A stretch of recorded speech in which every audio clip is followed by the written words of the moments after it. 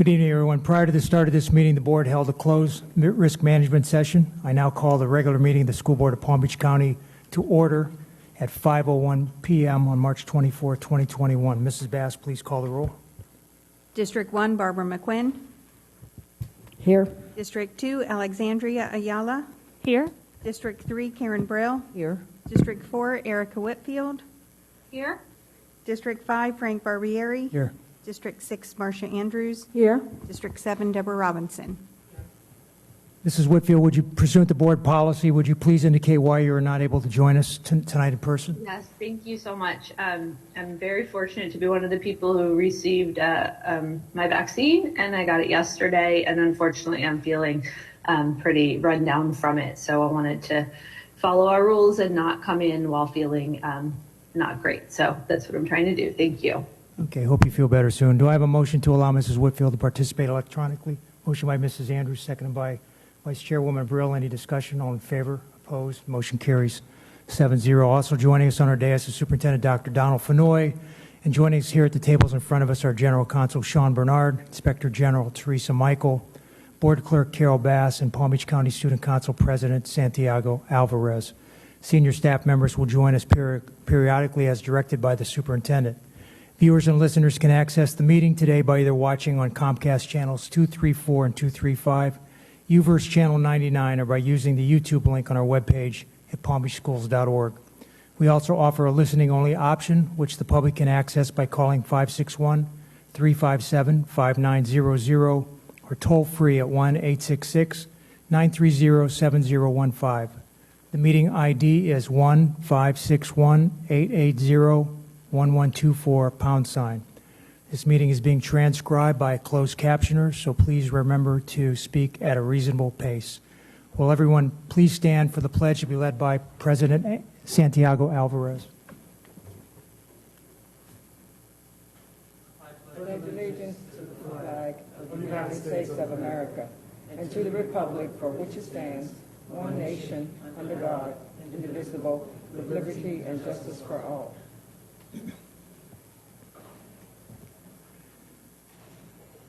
I'd like to welcome any public speakers who are joining us here today in person. While your attendance here at the board office is appreciated, please be mindful of important safety protocols that the district now has in place to conform with COVID-19 safety guidelines. Please respect this cautionary warning that in the event of interference with the orderly processes of the meeting, failure to follow the safety protocols and procedures, or otherwise disruptive conduct, this conduct will result in removal of the person from the meeting. Please abide by these protocols so Palm Beach County School Police officers do not have to take action. Board members, we have 7 sets of minutes that need to be approved from prior meetings. We have a motion. Motion by Ms. Ayala, seconded by Dr. Robinson. Any discussion? All in favor? Opposed? Motion carries 7-0. We have one item that's been added for good cause. Item P3, good cause exists to add this item to allow employees to begin in their new positions as soon as possible. Mr. Superintendent, do you have any items to withdraw? Mr. Chairman, I have nothing to withdraw at this time. Board members, we have nothing pulled so far. Does any board member wish to pull anything? Seeing none, we need a motion to approve the agenda. Motion by Mrs. Andrews, seconded by Ms. Ayala. Any discussion? All in favor? Opposed? Motion carries 7-0. Are there any disclosures or abstentions? Seeing none, Mr. Superintendent, comments? Mr. Chairman, this week the district launched a short survey with the goal of collecting input from parents, students, district employees, and community members as we develop our next multi-year strategic plan. The current plan, which was launched in 2016, is sunsetting this year. The new plan will build on accomplishments made over the past 5 years, while also setting new goals that will reflect on changing priorities. Developing a new plan is a lengthy process, which includes soliciting feedback from the entire community. I encourage you to become involved in this process by visiting the Strategic Plan Development webpage, where you will see a timeline, notifications about upcoming meetings, and a survey I mentioned. I would appreciate your participation in this survey as a way for you to inform us about the priorities that matter most to you. You'll find the survey and much more information at palmbeachschools.org/strategic plan development. On the district website, you will also find a page devoted to COVID-19 resources and vaccination sites. Information about immunization locations and eligibility is updated daily. Meanwhile, the district continues to work with the state and local officials in prioritizing our employees for vaccine appointments. On March 13th and 14th, the district coordinated walk-up vaccination sites on 4 of our campuses. Almost 1,900 school employees were vaccinated over the course of 2 days. I had the pleasure of visiting each one of those sites on that weekend, and I can say our employees were very happy that the school board was able to make this work for them. The district will continue to alert staff as more opportunities become available. And finally, I'd like to invite you to join the district next week as we celebrate this year's Teacher of the Year and School-Related Employee of the Year finalists during a virtual celebration on March the 30th. We will recognize the 4 finalists from each region and also name the winner in each category. The virtual ceremony will stream live on the district's website on Tuesday, March 30th at 5 p.m. The names of the winners will be submitted to the state for consideration in Florida's statewide award in each category. Congratulations to all of our finalists. Mr. Chairman, those are my comments for the evening. Thank you, Mr. Superintendent. Before we take board comments, we need to wish birthday wishes to Mrs. Whitfield, whose birthday was yesterday, and to Mrs. Andrews, whose birthday is next week. Happy birthday to both. Happy birthday to both of you. Board comments, Mrs. McQuinn. Yes, thank you. I know that you're going to have, you already have a couple of snapshots up there of what I want to talk about today, which is a feel-good and a good thing. It's the Thank a Teacher tour that has been going on all year at the superintendent's direction. And on February 24th, that tour landed at Independence Middle School. What is so nice about the Thank a Teacher tour is that the teachers are recognized because of nominations from their students and or the students' parents. And nothing can mean more, except maybe money, can mean more to a teacher than being recognized by their students and the parents. So there are 3 teachers who won. There were many teachers nominated, but there are 3 teachers who won in their categories. And they're Miss Murray, Miss Borjas, and Miss Lindquist. And I have to take just a minute, it won't take long, to read you a comment from each of them. A student wrote, Miss Borjas, I have not had a teacher who could be so happy and energetic. When my day is going absolutely awful, your energy turns it around. How do you have so much energy so early in the day? Another, Miss Lindquist, a nomination from a parent, and these are much longer. I'm just pulling out some pieces for you to get a feel for them. Miss Lindquist is a true gem. Thank you always for putting your students first, for caring about them, and going above and beyond to teach during these challenging times. We see you, and we appreciate you. So many of the comments were like this. And then with Miss Murray, Miss Murray is a band teacher. You'll be able to tell from this. Thank you so much for teaching me everything that I know about band. You have helped me learn how to make me not sound like car parts in a blender, and we all did. So it's just so great to read these comments, and I do want to thank, first of all, Dr. Fenoy for initiating this, and for Claudia Shea and her staff. It takes a lot of coordination, and these are surprises. I hadn't been at Independence Middle School in some time because, of course, we're all being very conscious about not overcrowding schools. It was so wonderful to see some of the people in person again. And then when these teachers came in, it's like they think they're in trouble, I think. And they come in and they see what's happening, and they're literally crying happy tears. So it was such a great morale booster, and I think it's just representative of all the wonderful things that our teachers are doing. So this happened to be a great time when Dr. Fenoy already talked about our Teacher of the Year. Thank you very much. Ms. Ayala. Thank you, Mr. Chairman. Over the last few weeks, I've enjoyed visiting Meadow Park Elementary, Choley Lake Elementary, Liberty Park Elementary, and Berkshire Elementary just yesterday. I want to give a shout out to Principal Kelly Patrick and the entire Eagle family at Meadow Park Elementary for their invitation to read Green Eggs and Ham and Huevos Verdes con Jamón to their dual language Spanish class. Literacy Week is always a fun reminder of the joys and benefits of reading And it's very refreshing and inspiring for me to be able to visit schools and see the passion with which our students and educators alike embrace the opportunity to learn another language. And I remain committed to ensuring the continuation and expansion of these programs, as well as creating opportunities for dual language in other parts of our community. Miss Kinney's class at Belvedere Elementary, the Belvedere Bees, watched me read Oh, the Places You'll Go virtually, which is one of my favorites, and I wanted to give them a thank you for the beautiful thank you notes and pieces of art they sent to my mailbox. I have a few of them hanging up on my fridge. So I've had a great time getting to know all of you, and as I tell them in person, I remain committed to being the best possible representative for District 2 that I can be. Thank you. Thank you. Ms. Whitfield, are you there? Yes, I'm here. Thank you so much. Just really briefly, I want to make two quick comments. First of all, thank you so much for allowing me to participate virtually. I hope that I can be there in person after this. Now that especially having the vaccine, I'm very grateful for that opportunity that's been afforded to me. So two things. One, I wanted to say a quick thank you to the City of Delray Beach Government Affairs Committee. One thing that they have done for us recently is they took our legislative priorities and they actually wrote letters to all of the delegation on our behalf. I thought it was a really generous effort that they've made to push forward our legislative agenda and to really prioritize education at the City of Delray Beach. So I want to say a huge thank you to them. The other thing I wanted to mention for the public is on April 15th, we are so fortunate that Dr. Fenoy has agreed to do a question and answer session at Highland Elementary School at 6 p.m. For our Guatemalan families so that they can have questions that they can ask in Kanbal and Mom. We're going to have our language facilitators there to help us make sure that we can talk to the families and get their questions answered. And I'm just so excited about this opportunity. It's coming up on April 15th at Highland Elementary.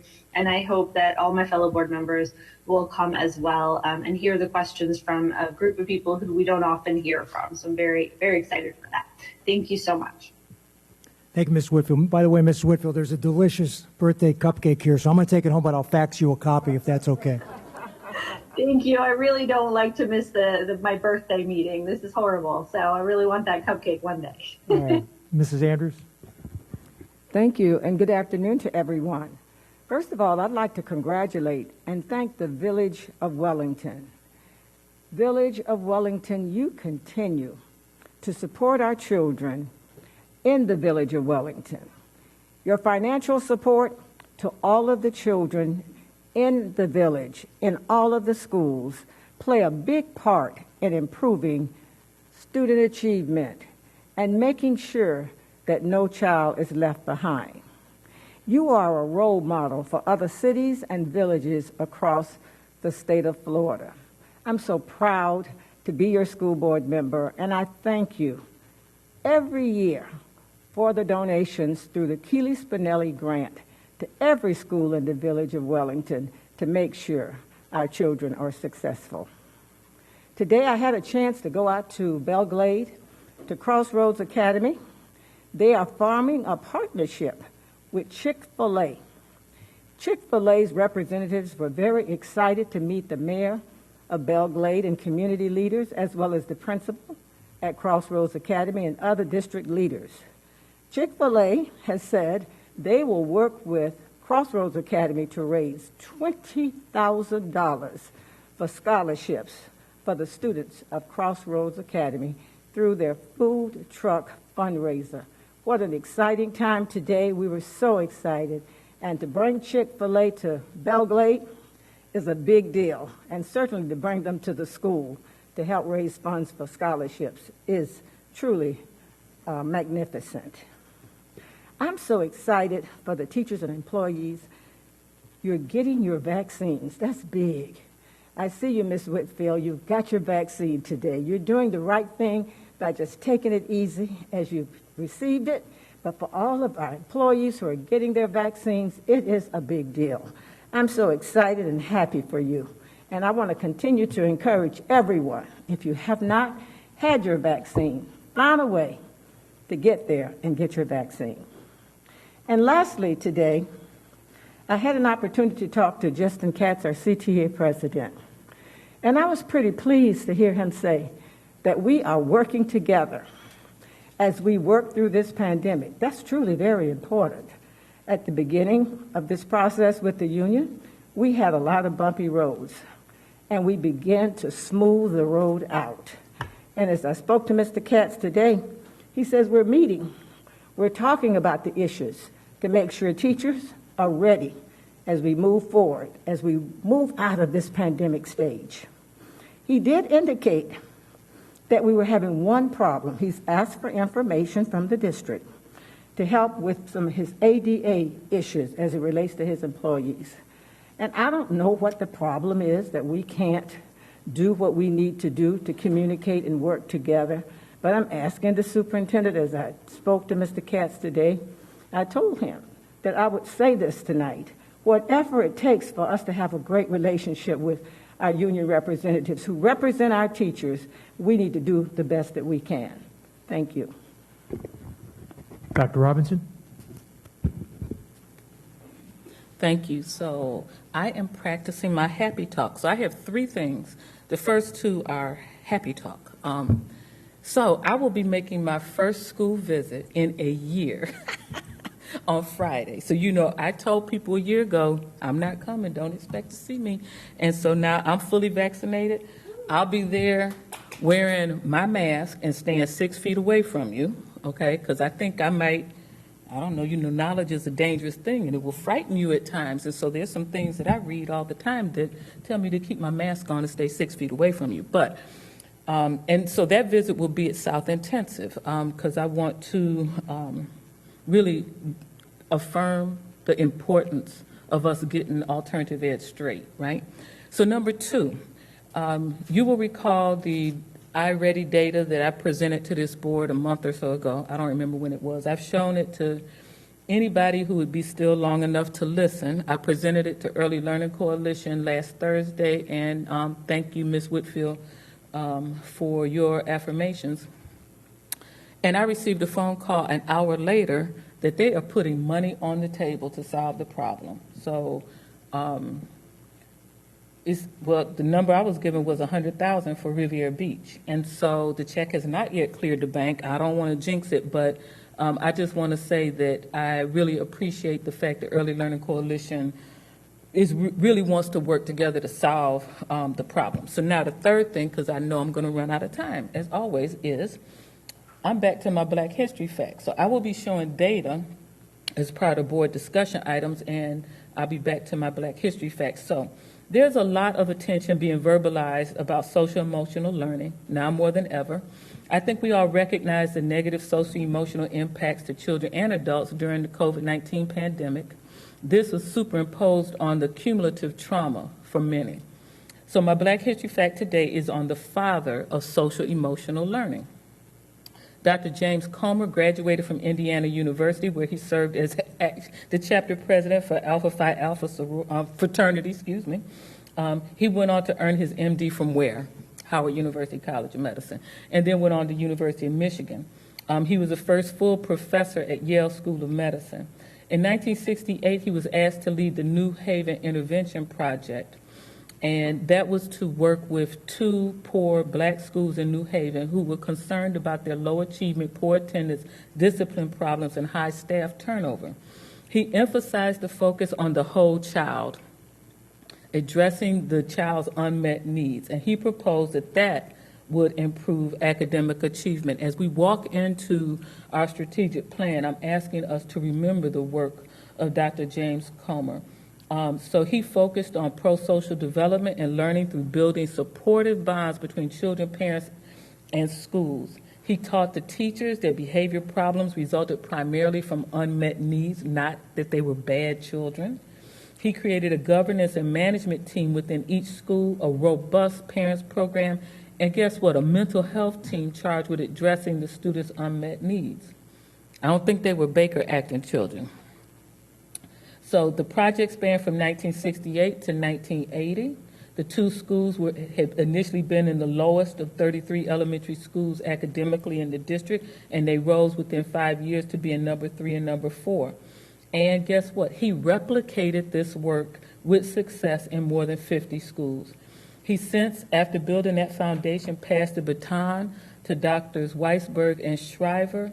Their work has eventually become CASEL that we hear about, the Collaborative to Advance, the Collaborative for Academic, Social, and Emotional Learning. So when we hear about the CASEL grant and the socio-emotional work, let us remember it started with a black man, actually a black man trained at Howard University College of Medicine. Thank you. Thank you, Dr. Robinson. Chairwoman Brill. Thank you. So I hope everyone had a nice, restful spring break. It went awfully fast, didn't it? Tonight I want to speak about the Education Foundation's Distinguished Alumni and Leadership Awards earlier this month. Hopefully I won't steal your thunder, Mr. Gravilis. I didn't say that right. But it was an exciting but bittersweet event as a loving tribute was paid to my good friend, our good friend, Ed Tanzer. The Distinguished Alumni Award has now been named after him.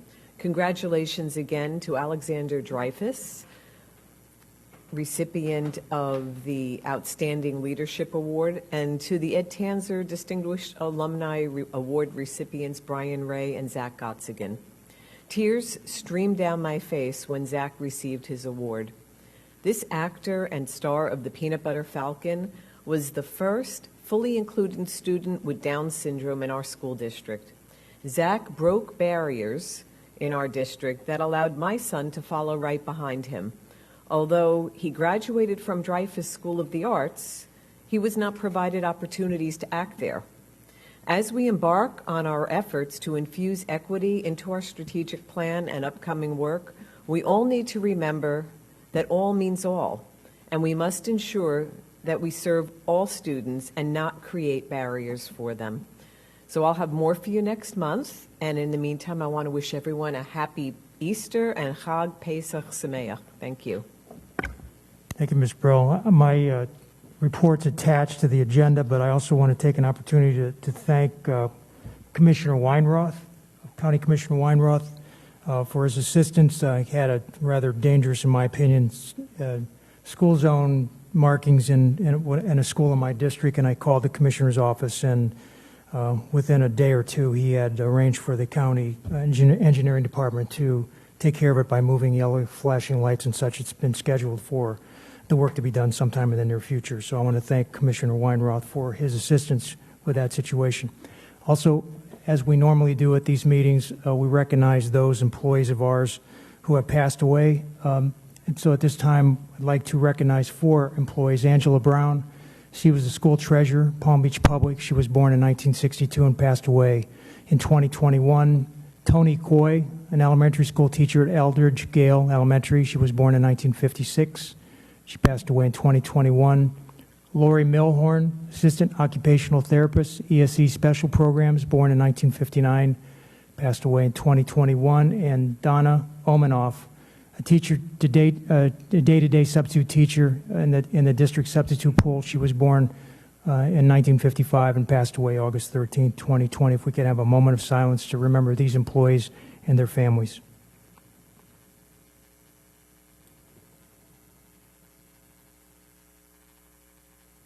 Thank you, everyone. Student Government Report, President Alvarez. Hi, everyone.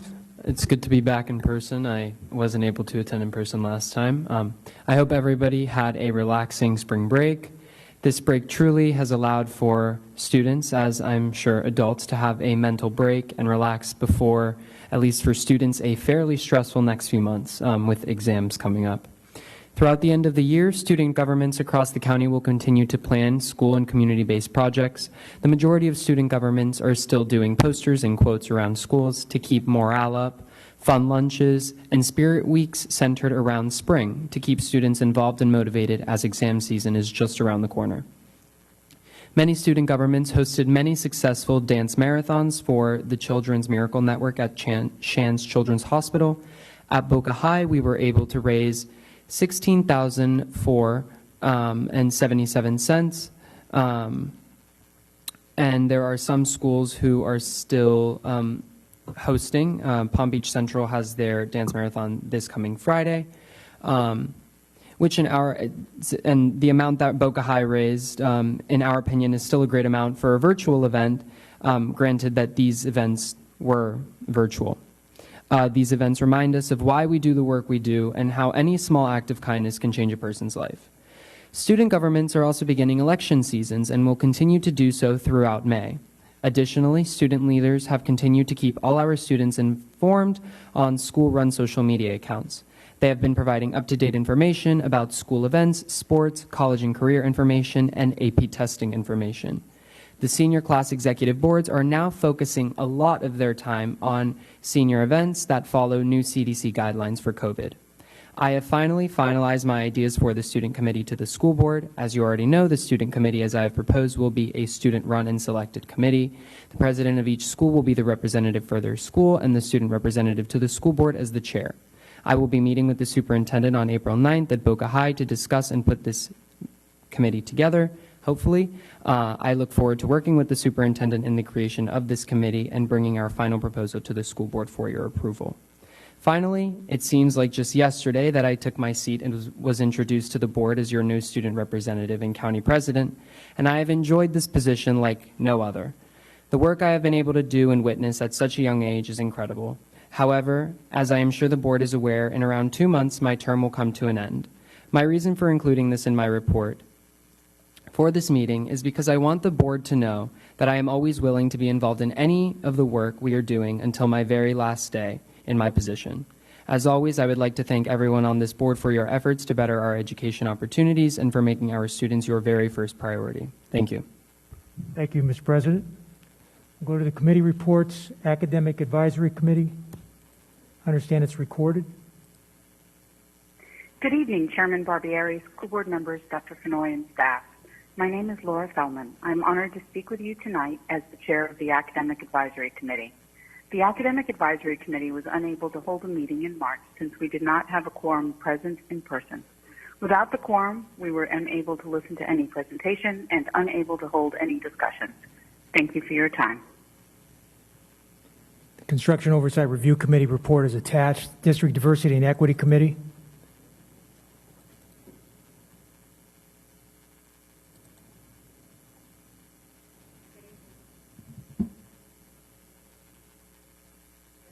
No. Microphone?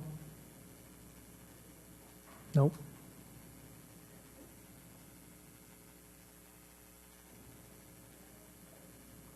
Mark, can you make that microphone live?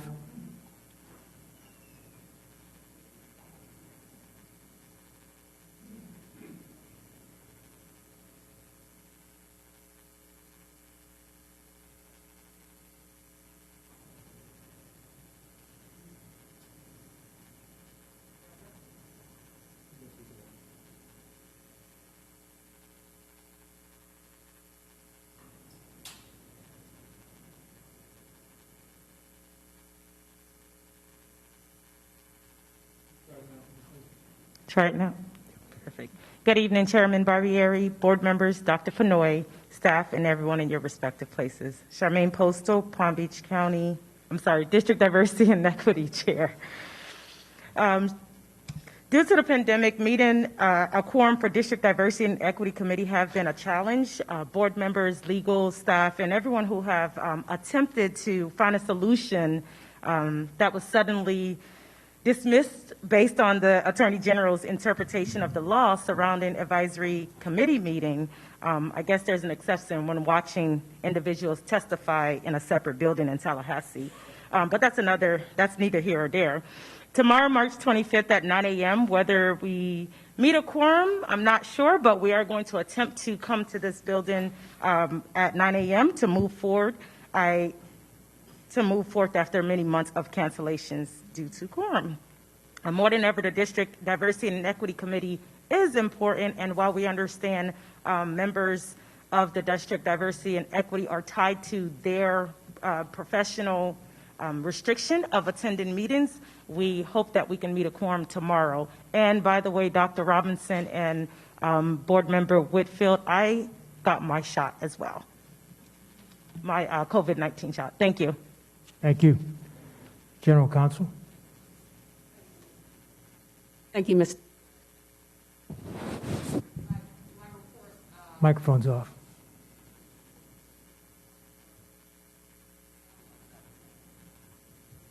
Hello? Okay. Thank you, Mr. Chair. My report today is in relation to update the board on the work that we've been doing in our office with respect to gathering information on these advisory boards and what to do about the quorums. As you know, this was part of the board's discussion on the March 3rd, 2021 meeting, and my office has since contacted staff liaisons and chiefs of these various committees to help make a determination as to what next steps would be. We've contacted the Finance Committee, ISOC, Audit Committee, the Academic Advisory Committee, the District Diversity and Equity Committee, the Budget Committee, IROC, and the Technology Committee. Most of these committees reported back that they were either meeting quorum, and those that weren't able to meet quorum, most were reporting back that they were not seeking to have any change.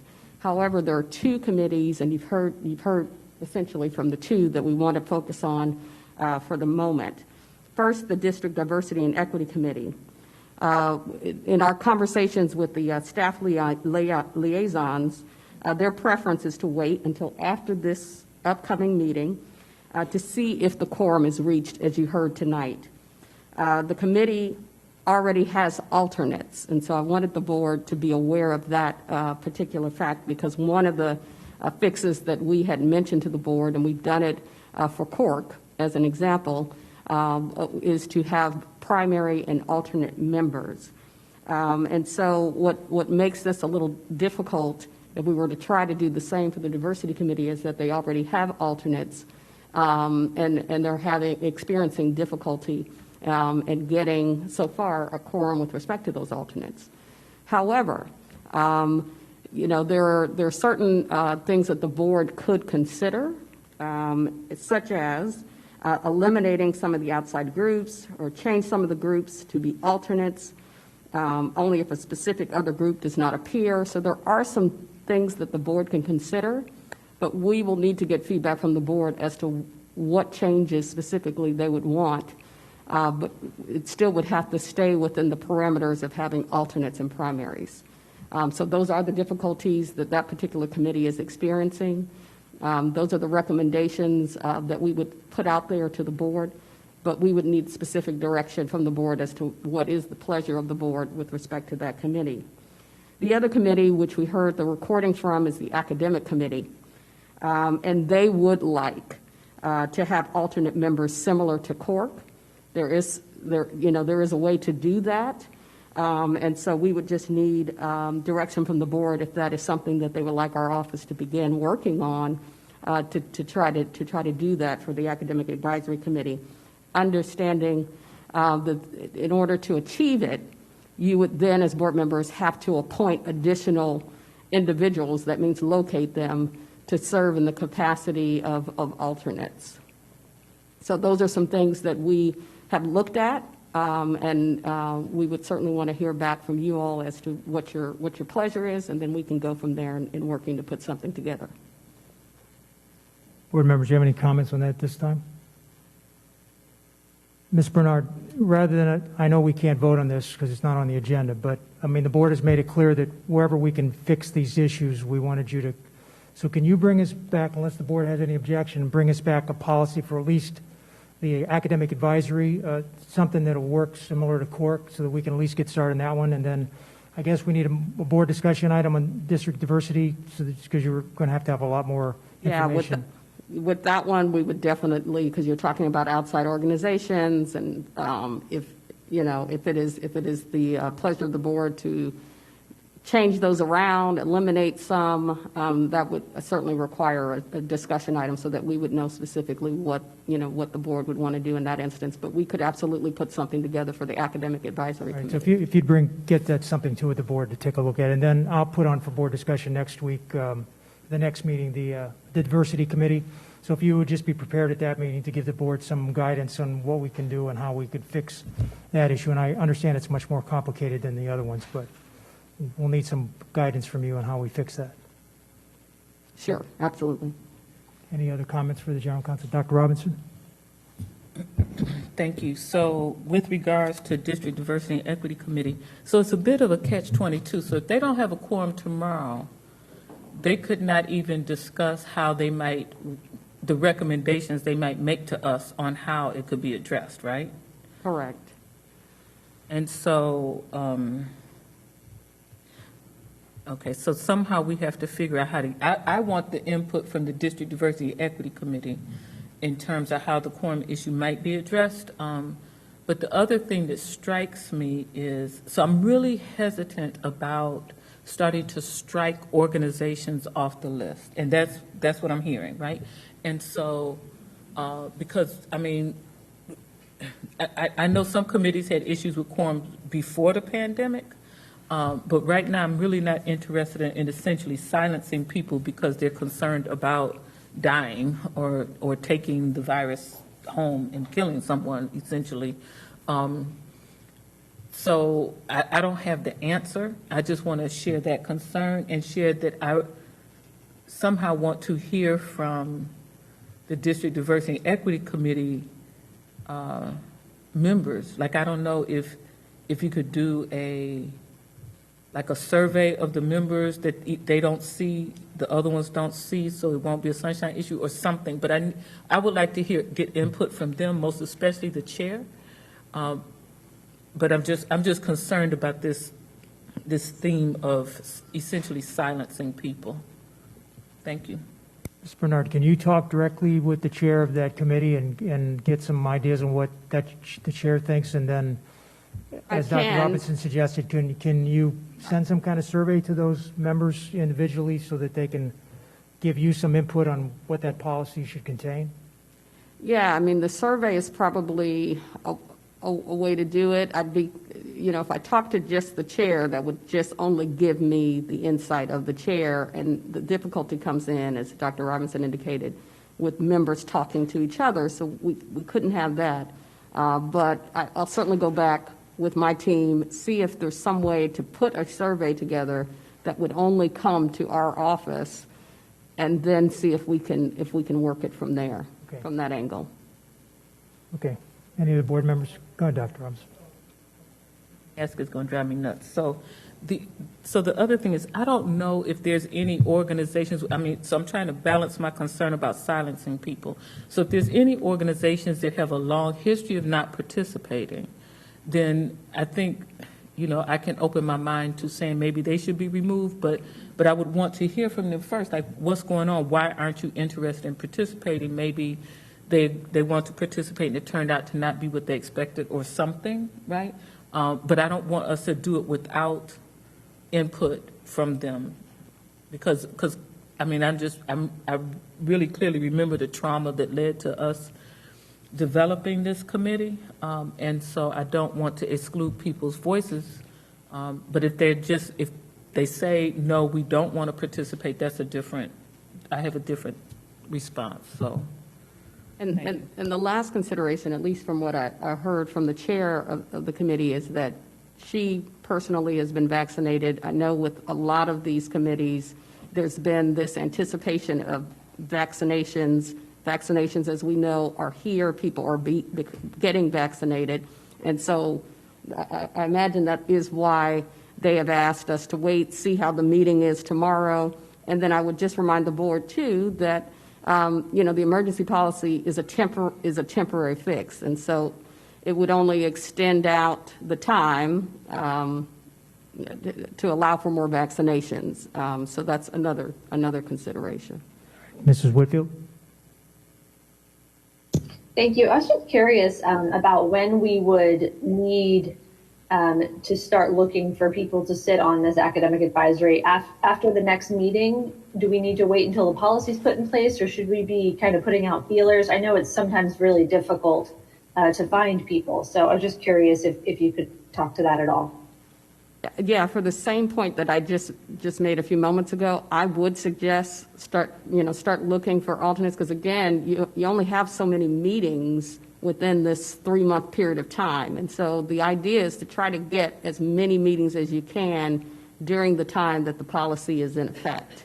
And so it would make sense to start beginning the legwork, at least on finding the individuals, so that at the time that the emergency policy is adopted, it goes into effect, and you try to get as many meetings as you can during that time frame.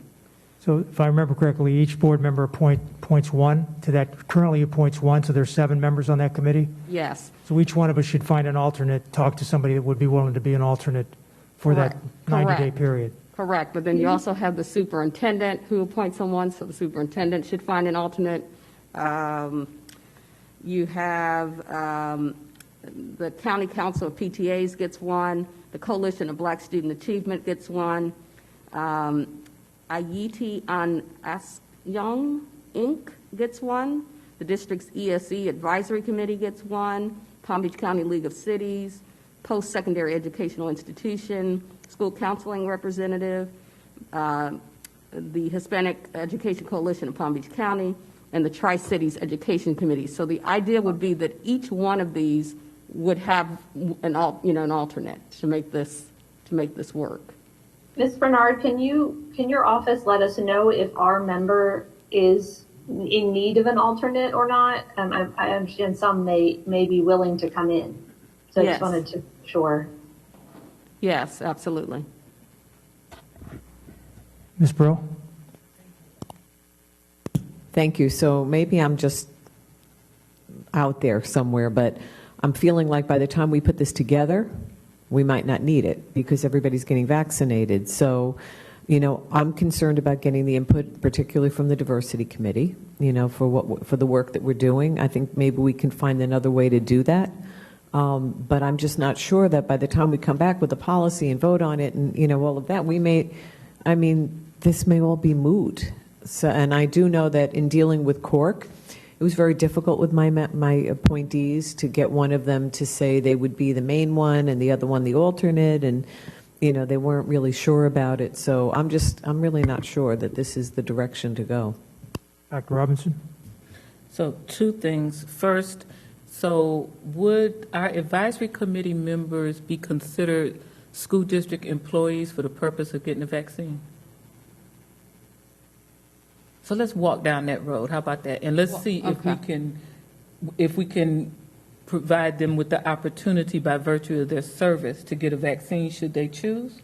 So I think that might help, right? And then the second thing, just to throw confusion while we're looking at the Academic Advisory Committee, can we look at including students? I think we need to have a student. Like, I don't know how, and they meet at night. So it wouldn't be during the school day. So I would like, who better knows what the heck is going on in the classroom? So it's just a bright idea that I think is worth considering as we are talking about making changes to the policy. Thank you. Okay. That concludes my report. All right. Thank you. I understand that Mr. LaFace is on for a lobbyist report. Mr. LaFace? Yes, sir, Mr. Chairman, I'm here. Go ahead. Good evening. Well, thank you, and board members, thank you for having me here tonight. As we enter or almost complete week 4 of the legislative session, we are approaching the halfway mark, and as you know from doing this for many years, the halfway mark is when things start to get interesting and kind of real around Tallahassee on ideas that we've been talking about for a couple of months. I know that I did a recorded update like I do each Monday that was distributed to board members, but I also want to just go through a couple of the high-level items that we talked about on Monday, as well as some intervening issues that have happened in the past couple of days.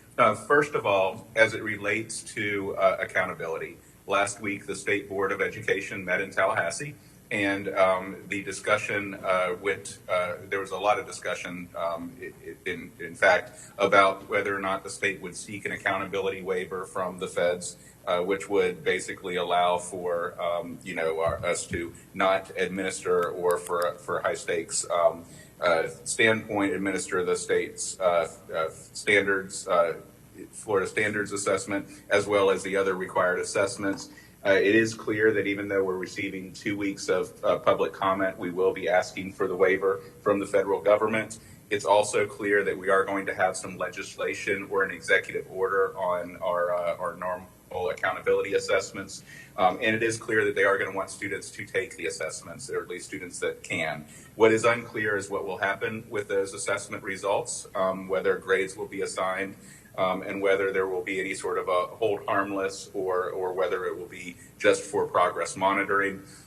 I don't think we're going to know that until closer to the assessment, but based on discussions, I do believe that there is a lot of empathy for what students have gone through, and at the end of the day, I do not believe ultimately that grades will be assigned for this spring's assessments, but none of that is known or finalized at this point, though it's not something that anybody could move forward counting on. What I would say that we should count on at this point for certain is that there will be assessments administered, and there is a lot of sympathy for not using those assessment results in any sort of accountability measure this year. Another issue that is important to the school district, that's not something that we've talked about in the past, but there is an effort to curtail impact fees, which is something that the district certainly does charge with new developments to help offset the cost of new developments. There's a proposal being pushed through Tallahassee by certain developer national or state association groups that would curtail school districts and counties' ability to increase impact fees as growth occurred in the district. We have been working closely with the proponents of the bill as well as the legislative sponsors. And just this week, I believe that we do have a resolution to that bill in the works that would continue to allow us to charge impact fees for things like school buses and other infrastructure, as well as if increases were needed to offset the costs of future developments, we would be able to increase them so long as we were following the nexus test on what those fees were. So I do believe that's one that we can probably move to the not probably solved at this point issue, even though it's not finalized. Two other issues that are important and have been moving in the last 2 weeks is the school safety bill. The House has released basically the same bill that we had last year, which are the recommendations of the Marjorie Stoneman Douglas Commission, the latest recommendations. The provisions have things in there like superintendent salaries being withheld if a district's found not in compliance, making it clear that a district is in charge of charter school security if they're unable to get a safe school officer or a guardian in time, as well as requirements to notify parents of certain threats or conditions at schools. It is the same bill that moved through the process last year but was not passed by the Senate. And at this point, we don't have much moving on the Senate side of that bill, but it is something that I want to make you aware of. And in case you start to hear about it, I will certainly provide some more details as to what the bill covers. And then also, I would call this, an issue that we see, each year that is beginning to move again this year. And this surrounds the alternative authorizers for charter schools. The legislation that is moving is really zeroed in on the universities and colleges' ability to add more charter schools, not just for lab schools, but for any workforce demands in the area.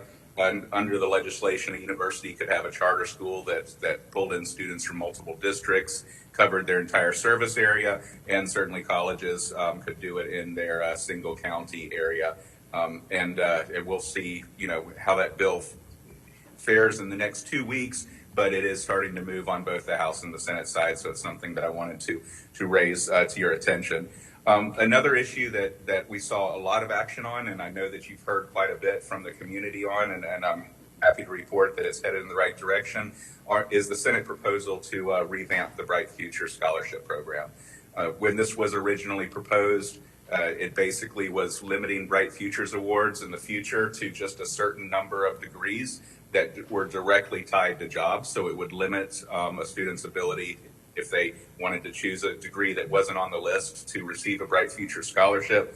There was a significant amount of backlash up in Tallahassee from the state of Florida, from parents, from educators, from students themselves. And the bill has now gone through 2 iterations in order to continue moving in the Senate. And the most current iteration that it is at is the bill basically does 3 things. It requires the State Board of Education and the Board of Governors to come up with a dashboard of each degree, and basically the dashboard will show wages for that degree, job availability, and students are going to be required, if you're on Bright Futures, to review the dashboard as well as get some career guidance counseling as a part of maintaining their scholarship. There will be a list of degrees developed under the most current version that, as the words in the bill say, do not directly lead to jobs, but the list will not be connected to a student's ability to receive a Bright Futures Award. It would just be a list out there for everybody to review and know, if you choose this degree based on certain metrics, this degree might not lead directly to a job. But I would say the biggest issue that the bill still has from a preservation of the Bright Futures Scholarship Award standpoint is that currently, if you receive a Scholars Award or a Medallion Award, you're guaranteed 100% of tuition or 75% of tuition, respectively, for those awards. The bill would remove that guaranteed percentage of tuition and make it an annual decision based on the state's budget. And so the biggest issue with that is, if you're approaching college, previously or under current law, if you receive a Scholar Award, you know that you're going to get tuition at 100% for the next 4 years, up to 120 hours. Under the way the bill is written as currently, it would be an annual decision based on how much the legislature funds. So it's not something that you could necessarily count at the same amount each year of your college. There still is a lot of pushback on that provision. The House still does not have a companion provision, but as you all have seen, this is important to the Senate President, and so it's going to continue to be a part of the dialogue. And Governor DeSantis has actually come out and said that he supports Bright Futures as they currently stand and has fully funded them in his budget, and he expects that to continue. So this is an issue that's going to continue to move through the process as we approach week 5, week 6, but I wanted to make sure that you knew the latest of where the current bill iteration stands. And Mr. Chairman, if it's okay, I will pause at that moment, and then I have a couple of budget updates because the Senate Education Committee about 4:30 today just released their first budget, and there are some items that I wanted to just mention to you all as well as part of that. But I didn't know if there were any discussion on any of the policy items that I went through. Yes, Vice Chairwoman Brill, you have a question for Mr. Thank you. Yes. So actually, I want to share some information, and I don't mean to first of all, thank you for the comprehensive update, and I don't mean to challenge your perception of what's happening with the last bill that you discussed, but and I do have a discussion item up later, but the Senate bill having to do with Bright Futures has been a hot item, in my community. I throughout the spring break had families asking me, where are we? And 2 hours ago, I received an update from Fund Education Now, which is it's their call to action. And it says that the Bright Futures is still in grave danger, that Senator Baxley's Senate Bill 86 revision removes the controversial required degree list, which you mentioned, but it leaves a devious path to a greater reduced program funding. And then it talks about how it passed the 2 committees and where it's going. But here are the pieces that they put in there. The first one is what you said, that the revisions, it said that instead of withdrawing Senate Bill 86 altogether, Senator Baxley's revision deletes the required degree language, keeping the following from the original bill. So it removes the Bright Future Scholarship Guarantee of 75% to 100% payment of tuition and fees funded by the Florida Lottery and Educational Enhancement Trust Fund. It strips funding for Bright Futures from the Florida Lottery. It transfers all Bright Futures funding decisions to the Florida legislators, who are only obligated to assist in payment of educational expenses, but they're not guaranteeing the payment.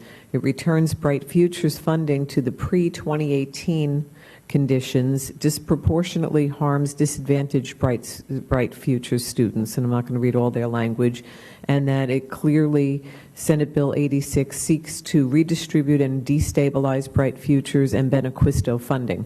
So my question for you, because I do have a discussion item about this later on, to see if we want to do a call to action, because and people in my community, the parents were really upset. They're like, where's the school board on this? And I did explain that we're reaching the halfway mark, but do you feel there's validity? I mean, I think there is in us getting some messages out, because with the distraction of COVID in previous years, and we would go to Tallahassee, right? Other than last year, we'd be up there, we'd be a face, we'd be talking about it here on the dais.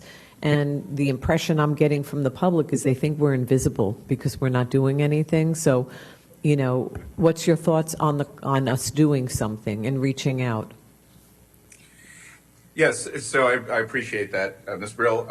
Everything that you mentioned that was said to you, I agree with it all. What I would say is some of it were conclusions of what were going to happen if the funding each year of Bright Futures were decided by the budget, but everything that was said in there could 100% absolutely happen each year when they're deciding how much funding to do in Bright Futures. It's no longer guaranteed under the bill at 100% or 75%. So 100% accurate with what the messaging was from that entity. The other thing that I would say is that each time, this would be my third time since I've been lobbying, that there has been a strong push to revise the Bright Future Scholarship Award Program. It seems every time the program hits between $400 and $600 million, the legislature starts to react and try to tinker with it, whether it's increasing the standards, decoupling it from tuition, or some of the more substantial changes that were proposed this year. And each time that happens, what usually curtails it is an outcry from the public, both parents, students, educators, advocates such as me, and that generally, keeps the program in, I would say, pretty intact over the years. It has been successful in doing it, particularly when you look at this program was passed as a part of selling the lottery to the citizens of the state of Florida, and the lottery brings in a couple of $1 billion a year. And so we're talking $600 million for the Bright Futures Scholarship Award. So to answer your question, as much advocacy as this board is interested in doing or willing to do, I think it's welcome.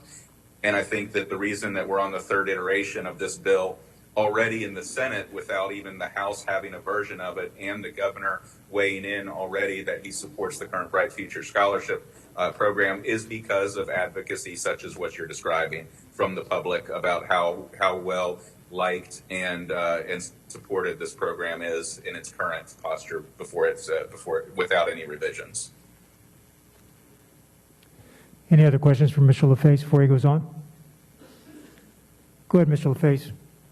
Okay. Well, on that note of returning things to annual budget decisions, this afternoon at 4:30, the Senate Education Appropriations Committee released what's called their chairman's proposals, which are just some general funding items. It's not broken down into any detail yet. We don't have any FEFP runs. It just kind of has different buckets, and so you can start to see how the Senate at least is building their budget. For K through 12, it appears that the Senate budget per student funding is the same amount that it was in last year. And so there don't seem to be any changes on the per student funding. I will point out that the Senate initial budget does take out $433 million of workload in the FEFP, which our calculations show that that's basically the students that are missing from the last count are not funded in the Senate budget. So even though the per student funding would be the same, they do not fund any of the students that we had last year, but we do not have currently this year due to COVID or COVID related reasons. So that is going to be an item that is going to be kind of critical as we move through the legislative session. I will say this first budget is built on old revenue estimates. It's built on the state having a $2.5 billion deficit, which when we do new revenue estimates in April is no longer going to be there, at least not at that level. And it does not account for federal funding yet. So the way that we're looking at this budget is both the House and the Senate are going to be releasing their initial budgets. They're going to have some substantial cuts in it. For example, the Senate's also cutting hospital Medicaid rates by 7% and nursing home rates. So there are some substantial cuts in each of the budgets, but we are expecting once the new revenue estimates are done in April for a lot of money to come back in and fill some of these budget holes that you're seeing initially. So just wanted to make sure that you saw the bigger picture of how funding is intending to operate and not just react that these budgets are going to be what we ultimately look at. But specifically to Palm Beach, there are 3 items that we have been, pursuing funding for. The Roosevelt funding item was not funded in the Senate's transportation appropriations budget. There were almost 0 projects in that budget. We're not quite sure, why there were so few projects. Everybody was expecting a couple of more. They didn't even really fund individual road projects in the DOT work program. So that's not overly a surprise. But then when it comes to the education budget, both the post-COVID acceleration project and the West Tech project were funded at $200,000 and $250,000 respectively for those. Like I said, we do not have a House budget yet, so we don't have any funding items on that end, but just wanted to give you that quick update of, as we're analyzing the budget that was just released, a couple minutes ago. Any other questions? Mrs. Andrews? No?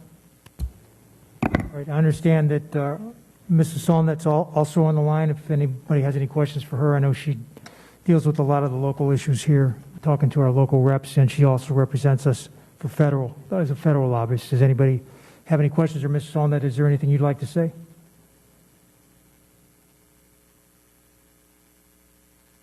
No. Okay, thanks I'm good. Thanks for being here with us. Thank you for your help with us locally. Mrs. Andrews? I would like to commend Ms. Solnat, who represented the Palm Beach County School Board this past weekend at the Council of Great City School Annual Legislative and Policy Conference, where major discussion on the legislation that has come down from the Biden administration on COVID relief with the $1.9 trillion. She was a major factor in those discussions as we had the Secretary of Education, congressional staff. She was right there in the middle of those discussions, working through the process for the School District of Palm Beach County. Thank you, Ms. Andrews. Thank you, Mr. LaFace and Ms. Solnet, for being with us this evening. We appreciate it. Mrs. Andrews, I understand you have a point of personal privilege you'd like to bring forward. Yes, thank you so much, Mr. Barbieri.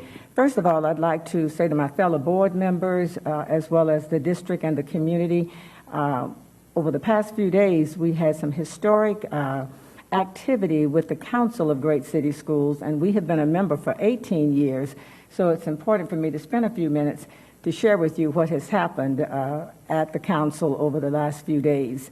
And at the end of my quick presentation, I'd like for Mark to play the clip. So I'd like to say the Council of Great City Schools celebrated the 65th anniversary with the annual Legislative and Policy Conference virtually by way of Washington, D.C. on March 20th to 22nd. The Council of Great City Schools consists of 77 of the largest urban districts in the country. Such outstanding speakers such as Bob Woodward, award-winning journalist, Miguel Cardona, U.S. Secretary of Education, Bobby Scott, Chairman of the House Committee on Education and Labor, and Richard Neal, Chairman of the House Ways and Means Committee, to name a few, with continuous policy briefings from the United States Department of Education and the congressional staff. All of these things were happening over the last few days. The council membership, which is so important for us to know, celebrated and honored Dr. Michael Casserly on his retirement of 44 years of service with the Council of Great City Schools.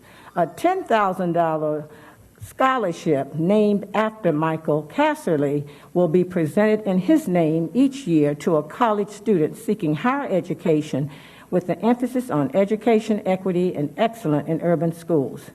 I would like to thank Dr. Fenoy, who participates as a leader with the Council of Great City Schools, Dr. Deborah Robinson, Council of Great City Schools former rep for this district, Karen Brill, currently with the Council of Great City Schools Leadership Development, and Mr. Michael Burke, the finance leader for the Council of Great City Schools.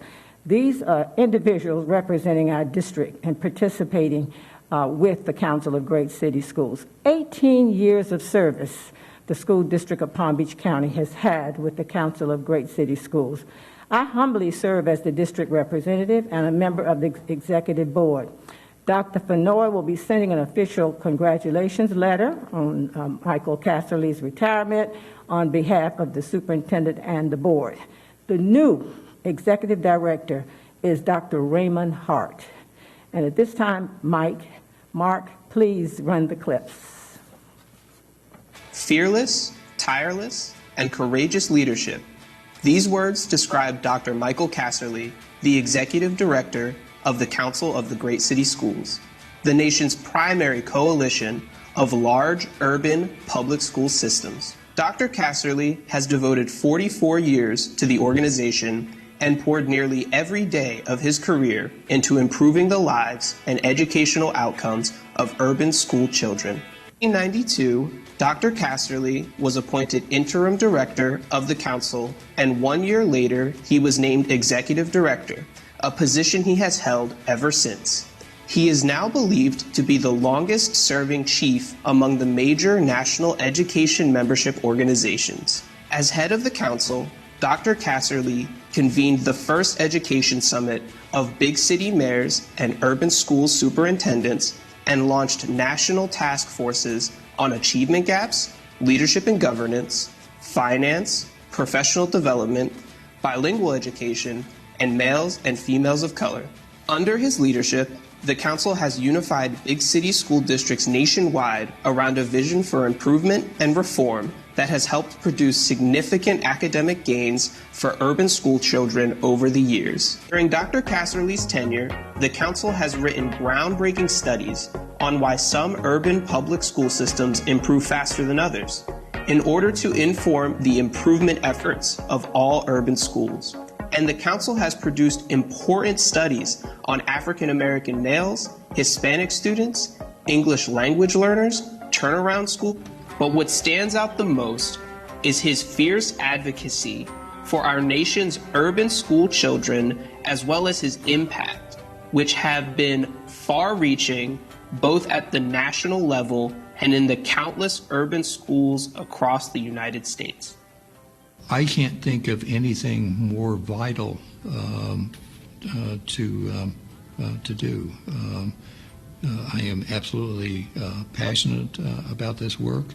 Over the years, God knows, I've been offered lots of other jobs in lots of other places, but when I look at kind of the broad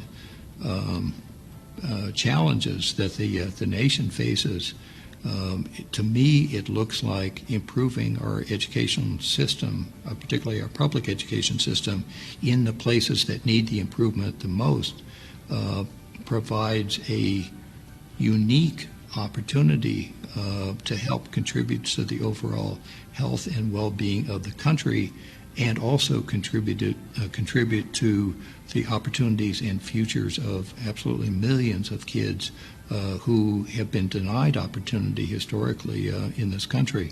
So I sometimes say to myself, gee, is there some other place, is there some other venue that you ought to be spending your time in, or something else you ought to be doing that would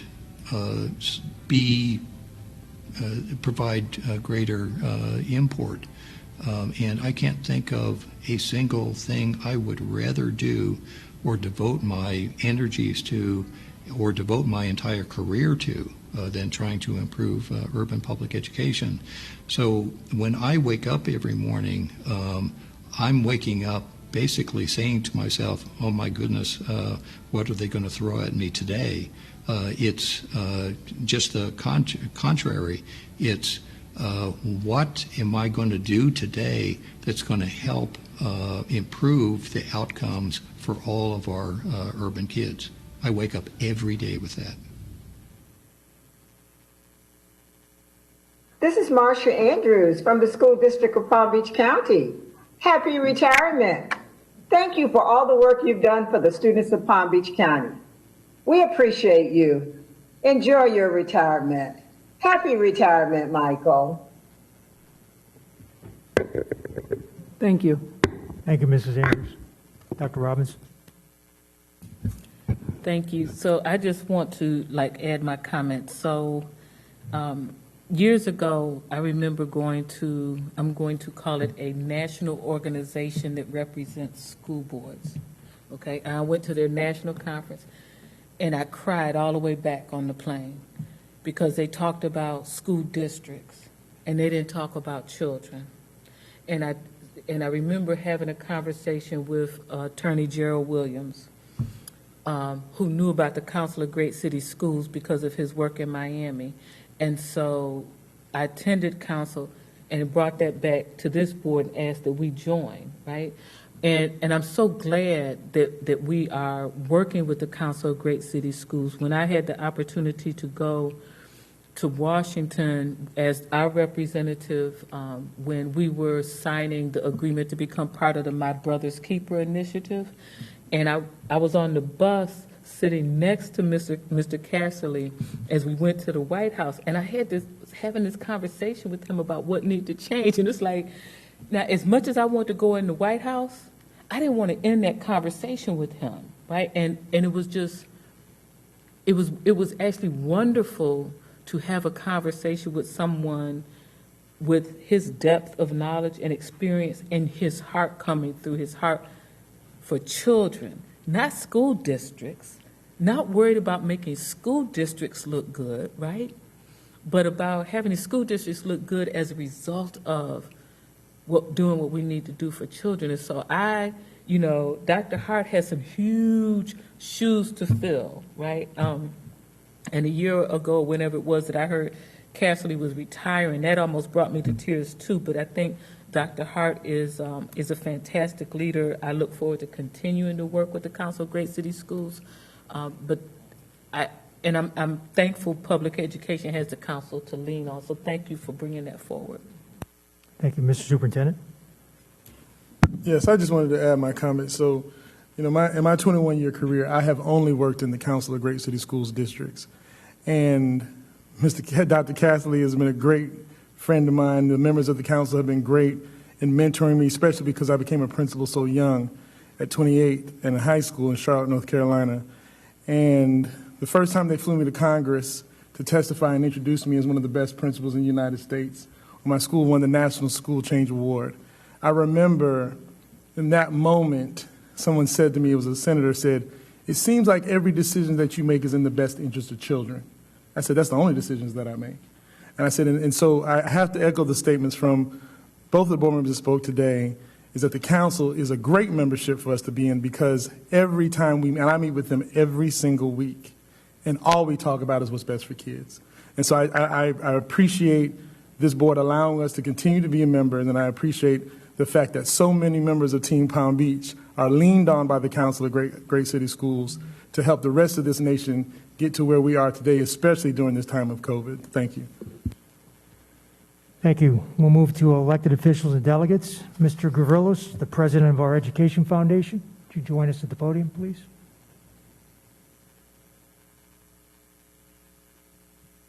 Thank you, Mr. Chairman, and these last few comments are a perfect lead-in for my presentation tonight.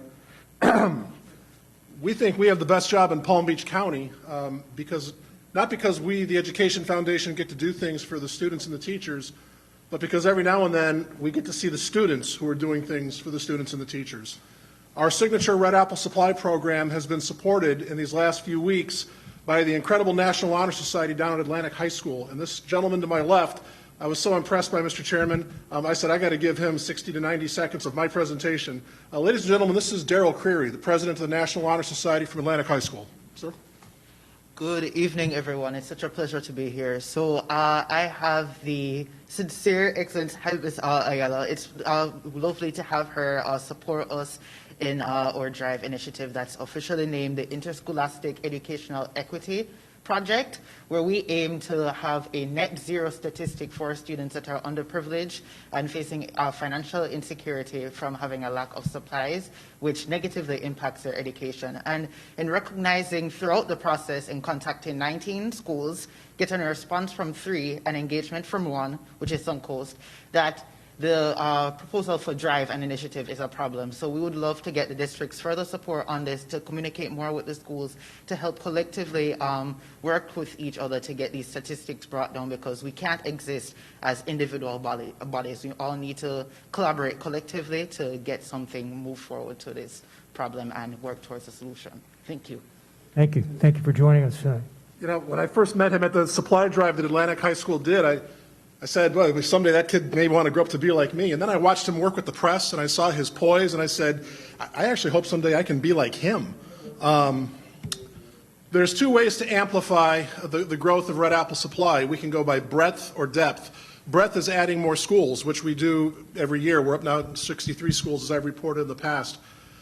This year, we've really focused on adding depth. Over the past few board reports I've shared with you, we've added some STEM sections. We now have a construction section donated by local companies, White's Construction, among others. Tonight, I'm pleased, Mr. Chairman, to announce a new partnership with Verizon to add yet another section to our Red Apple Supply. As many of you know, when it comes to the digital world, Verizon believes that access is only the beginning. And Dr. Fenoy, that's something you and I have been talking about, digital access and inclusion. Verizon wants to promote technology as a tool to improve communities, education, and the workforce. And they have dedicated a whole section at our Red Apple Supply with headphones, earbuds, webcams, virtual reality goggles, and other items to help our students who are in need bridge the digital divide. We cannot thank Verizon enough as we grow Red Apple Supply in terms of breadth and also depth, offering more product to our schools. On that note, when someone makes an offer for something, I grab it. In the last month, we have received a donation of 17 pallets of books from Scholastic Books, which we're going to be distributing to our schools. And this one just came in this week from Kids in Need Foundation, 26 pallets of hand sanitizer. Now, we're not in the hand sanitizer business at the Ed Foundation or Red Apple Supply, but when we have the chance to get 26 Doc, I'll never turn a donation down, you know that. We grabbed it, and through Red Apple Supply, we're going to be distributing that hand sanitizer out to our teachers and to the students. This is what we do. We connect business to the world of our education. We cannot thank Verizon enough, but at the end of the day, as both Dr. Robinson, Marcia Andrews, and Dr. Fenoy, you just said, it's all about these kids. And Mr. Chairman, if this young man isn't in my job in 10 years, we haven't done our jobs. There's your successor to the Education Foundation. Thank you for your time tonight. Thank you, Mr. Gavrilos. Charmaine Postal from the Board of Directors of Florida PTA.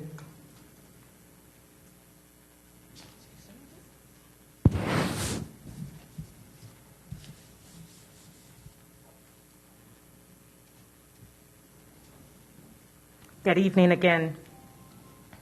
So Florida PTA held their annual legislative conference March 21st to the 23rd. This was the largest event to date, with 191 advocates learning ways to meet their legislators and important bills being discussed. Florida PTA continues to advocate in support of HB 359 and Senate Bill 886, COVID-19 Impact on School Accountability Bill. So we submitted letters to the governor in support of a hold harmless testing year and to seek the U.S. Department of Education accountability waiver. Florida PTA will continue to advocate in opposition of the scholarship voucher, SB 48 expansion, and SB 86 Bright Futures as they are currently written. Bright Future scholarships still need some work, so we are going to continue to put the pressure on legislators. It's moving in the right direction, but still have a lot of things that we are not going to support. And so as it is, we will continue to oppose it. Another bill we are in opposition of is HB 259, SB 48, the usage of Baker Acting. Baker Acting has been increasingly substantially of our minor children from our public schools without prior parental notification. Currently, the state authorizes the arrest, transport, hold, and psychiatric examination of our minor children. When the child has arrived at the receiving facility, then the parent is notified after 72 hours. All too often, the child is experiencing a behavior issue, not a mental health crisis. Having a Baker Act on your background check could be harmful to future employment. Exposing children to facilities may be more traumatic than the reason they were there in the first place. In a case study by the Southern Poverty Law Center, specifically here in Palm Beach County, Palm Beach County School District, the foundings for Baker Act were 19% elementary, 32% middle school, 38% high school, 7% alternative and special needs, 4% charter. Palm Beach County Schools Baker Acted elementary school children 254 times, comprising 1/5 of all reported incidents of Baker Act use in the district. Of all the children Baker Acted in Palm Beach County in 2019 and 2020, 24% were white, while 40% were black. Comparatively, the Palm Beach County student population was 33% white and 28% black. Black students in the district are doubly at risk of both disproportionately high criminal arrests and involuntary psychiatric commitment by police. In addition, 40 out of 59 children who were 5, 6, and 7 years old when they were Baker Acted over the last 4 years were black children. Lastly, 240 out of every 100,000 black children in the district were Baker Acted, almost twice the rate of white children during the 2018-2019 school year. From the conclusion of the study, the Baker Act is overused in Palm Beach County. Palm Beach County, I would like to take a look at our Baker Act policy together and ensure that proper guidance is given to educators and our school police about when they should use the Baker Act. The entire study can be found in your emails that I sent to you earlier today. In addition to walking the halls of Tallahassee, we do have a legislative committee member every day of the session committed to walking the halls of Tallahassee, advocating, meeting, testifying on behalf of our children here in the entire state of Florida, but also in Palm Beach County. Other bills we're keeping an eye on are HB dyslexia, students with limited English proficiency, student retention, the Gold Seal Quality Care Program, early learning, early grade success, and African American and Holocaust studies. Thank you. Thank you. Laura Feldman, President of the PTA-PTSA, is a recorded statement. If the IT department will play that, please. Good evening, Chairman Barbieri, school board members, Dr. Fenoy, and staff. My name is Laura Feldman, and I'm honored to speak with you tonight as the president of Palm Beach County Council of PTAs, PTSAs. This has been a busy month for PTA. We attended both National PTA and Florida PTA's legislative conferences virtually. During National PTA's conference, we met with the aides for Senator Scott, Senator Rubio, and Representative Deutsch.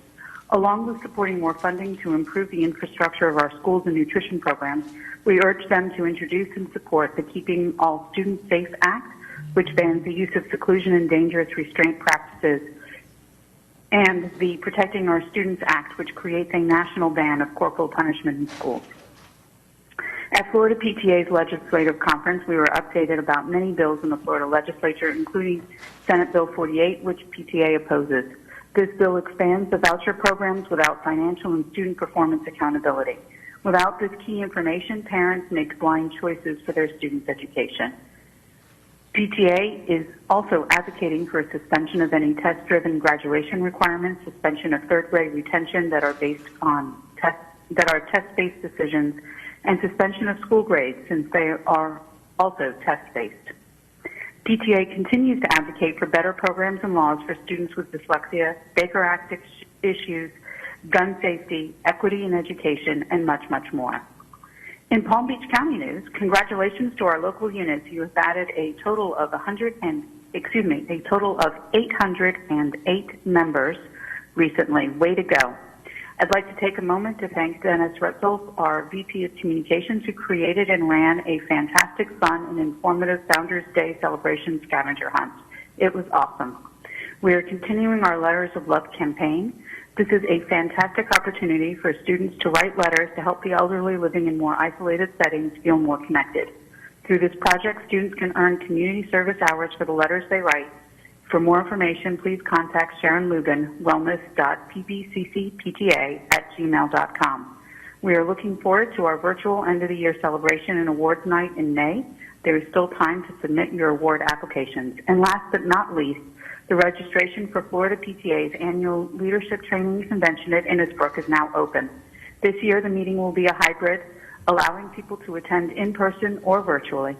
There will be great many learning, and network opportunities, all within COVID safety guidelines. Please go to Florida PTA's website for more information. Thank you for your time. That's the end of our elected official delegate speakers. Board members, if you have no items to pull from the consent agenda, we'll take a motion to approve the consent agenda. Motion by Dr. Robinson, seconded by Ms. Ayala. Any discussion? All in favor? Opposed? Motion carries 7-0. That takes us to new business. COM 1, Mr. Superintendent.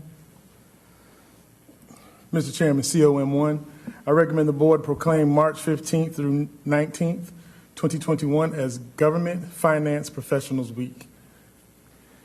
We have a motion. Motion by Dr. Robinson, seconded by Mrs. Andrews. I understand, Mrs. Whitfield, you'd like to read that?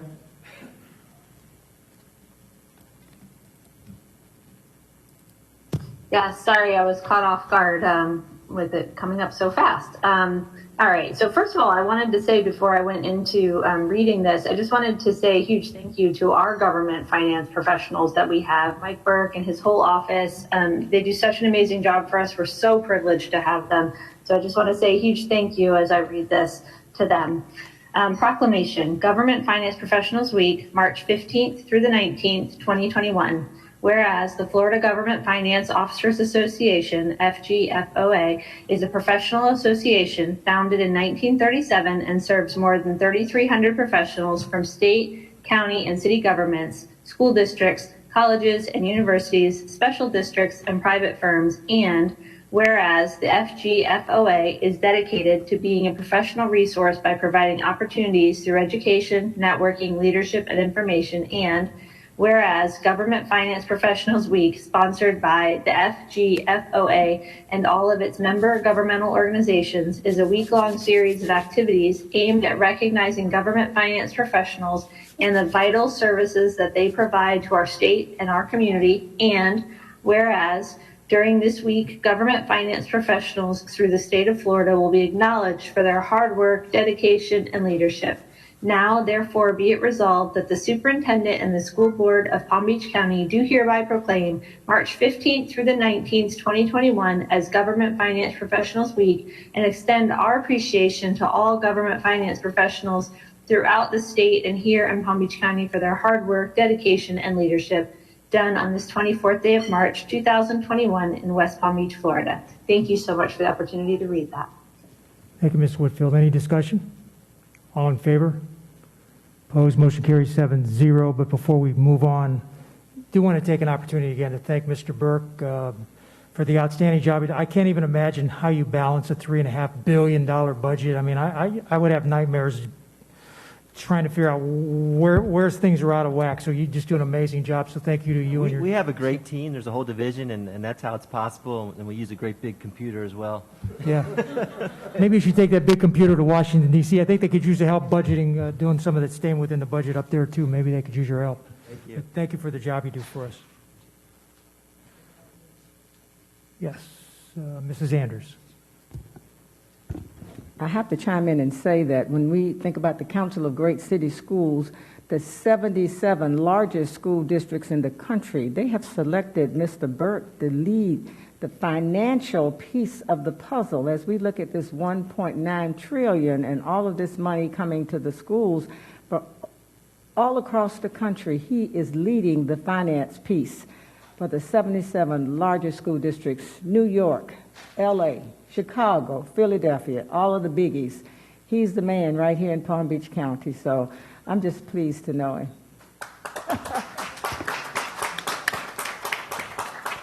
I don't remember if we voted on that. All in favor? Opposed? Motion carries 7-0. Next item, Mr. Superintendent, is P3. Yes, sir, Mr. Chairman. I recommend the board approve personnel addendum as submitted. Motion by Dr. Robbins, second by Mrs. Andrews. Discussion? All in favor? Opposed? Motion carries 7-0. That'll take us to non-agenda speakers. The non-agenda speakers, yes, Ms. Bass, is that word, non-agenda speakers? Carl Mohammed, non-agenda speaker. As we are beginning to close out as a result of the hectic year that we've had as an educational experience for all children, but in the ADOS community, those of us who are the children of the slaves, we are closing out on another year of knowing but not investing in what we know. And I'm talking about the entire school superintendent, school board members, and others that understand that Florida Statute 1003.428 is very much important, but we've been having the same ending of the year for over 20-something years, over 28 years. And we are trying to resolve this problem, and we are trying to really do some focusing. So we're preparing for May the 22nd. That's on a Saturday from 9:30 to 10:30 to try to give some clear instructions to our community as a result of the pandemic and the response from our community to our community as it relates to the educational experience of our children during the COVID-19 experience. And we're asking for your participation. We'll be reaching out to you further so that we can get some kind of clear understanding of what exactly is going on with those of us who have been suffering inside of your educational process. And we're hoping that you would feel the need to assist us in trying to do something more. And on the board, where the agenda item BD1, I want to say to whoever authored that change or that thought as it relates to the Sheriff Department, please read the book called The New Jim Crow. It's about mass incarceration and in this age of color blindness. It's by Michelle Alexander, and I think it would help whoever that person was to better understand why the school district police department that we already presently have is such a jewel that we just don't understand that we should have been adding more resources to that reality as opposed to having some kind of expectation of reaching out to others who are not knowledgeable about what goes on inside of a school system. So whoever authored that kind of thinking, the book is called The New Jim Crow, and it's about mass incarceration in the age of color blindness, and it's by Michelle Alexander. And everybody, I'll be contacting you later on in the future with hopes that you might be able to give us any kind of supportive or contributing information that you have as it relates to assisting the African American community in moving forward. And I pray that you'll stay safe. Stay safe. We have one non-agenda speaker that's here tonight. Before we get on with the rest of the recorded speakers, Robert Adolph, if you're here, would you come up to the podium?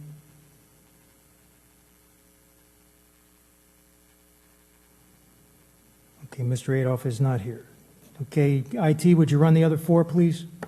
Yes, my name is Shay DeCepolo, and I am a Palm Beach County parent speaking about a non-agenda item specifically relating to next school year and simultaneous teaching between brick and mortar and virtual students.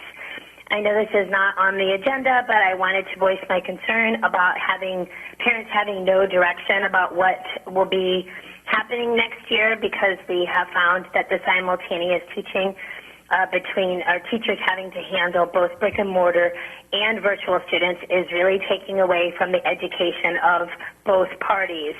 I have two students, one in gifted and AMP, and another who was in kindergarten at the beginning of all of this pandemic and is now in first grade, who is now suffering with reading deficiencies. And I firmly believe my gifted child is also struggling with anger and emotional issues over all of this stuff. So it might sound a bit coy to talk about it in those regards, but I really believe our children deserve to have the undivided attention in school, regardless of whether or not they elect to do it in person or on virtual.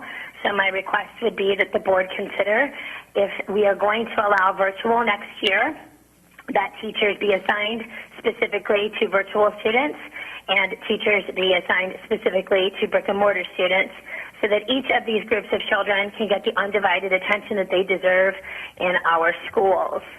And it would be great to know what the board plans to do so that parents who have to make decisions about next year can proceed with doing so with enough ample time to make adequate choices for their families.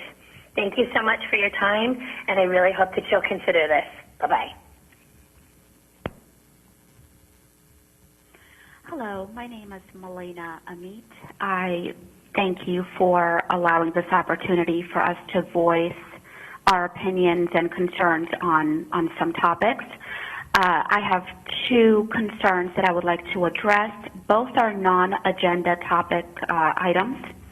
I have two children in the district, one in middle school and one in elementary school. So this first comment is actually to both, as they've both expressed a concern with the simultaneous teaching. The feedback I've received from my children is that the simultaneous teaching in class is very distracting. Many of the teachers focus on the kids in the chats and virtual, not doting enough attention to many of the students who are attending classes in person. This really needs to stop. You know, the purpose of educational platforms such as Florida Virtual School is exactly this, so that people who, for whatever reason, don't feel comfortable sending their children to brick and mortar locations can attend virtually, and their children will get the proper attention. But at the same time, for those of us who wish to send our children to brick and mortar schools, we will know that the teacher's focus is only on those students sitting before their teachers. The second comment that I have is on the return of middle school sports. My son plays travel basketball right now in his middle school because there is no sport option for him in basketball. And I don't understand why high school sports can return. The high school boys who are in his travel league did have a season, but my son did not have a season. All the while there's travel basketball in South Florida, and they're having games in various schools, on the private sector end. So I don't see why we can't make this a priority for our kids. Our kids need a way to be stimulated, to have sports, to have positive outlets after school. Thank you very much for your time.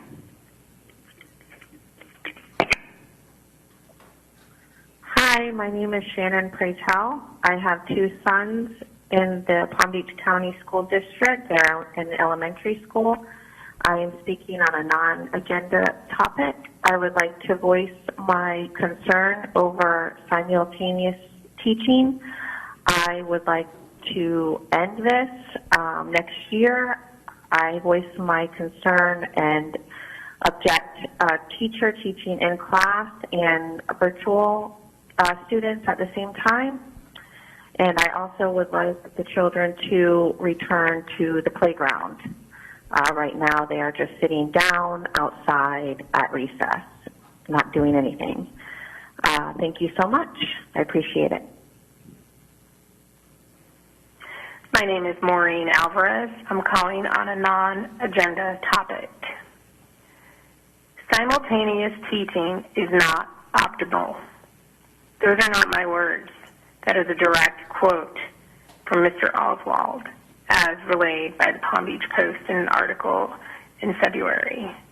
That quote should not come as a surprise to any of you, because even at the time that you decided to implement simultaneous teaching, you knew it was not optimal, it was ineffective, and it would be a failure. The focus of the district seems to be that distance learners are falling behind, but because of simultaneous teaching, brick and mortar students are also falling behind. Teachers are not able to provide the same level of curriculum or amount of curriculum that they would otherwise if they weren't teaching two classes. But there's another problem. The district is providing distance learning within the school building. Every one of you knows that you assured the Florida Department of Education that brick and mortar students would receive in-person, live face-to-face instruction, but that's not what is happening. Interestingly, it's happening less in the elementary schools, but somehow it seems to be happening more in the middle schools, and then even at a greater, even more in high schools. That can't be a coincidence, that there aren't as many elementary school teachers that ask for accommodations and or that accommodations were provided or not provided as compared to high school and middle school. Nonetheless, the district assured DOE that live instruction would be provided in the school building. The only options provided to parents were brick and mortar, live instruction as the first choice. The second choice was distance learning, and the third choice was Palm Beach virtual. Every single day, hundreds of children in Palm Beach County are being sent to overflow rooms, gymnasiums, auditoriums, or libraries with children that are not their age, not in their class, to try to learn from a teacher who is not in the school building. This is completely unacceptable, and it is a complete and direct violation of what was listed in your initial educational plan and your spring educational plan. I'll close with a comment from a parent. Quote, "My child is at Bach. The teacher is out for the year. My child has been sitting in where she can barely hear. I asked very early to switch to an in-person teacher and was told it wasn't an option at the time. It's a mess."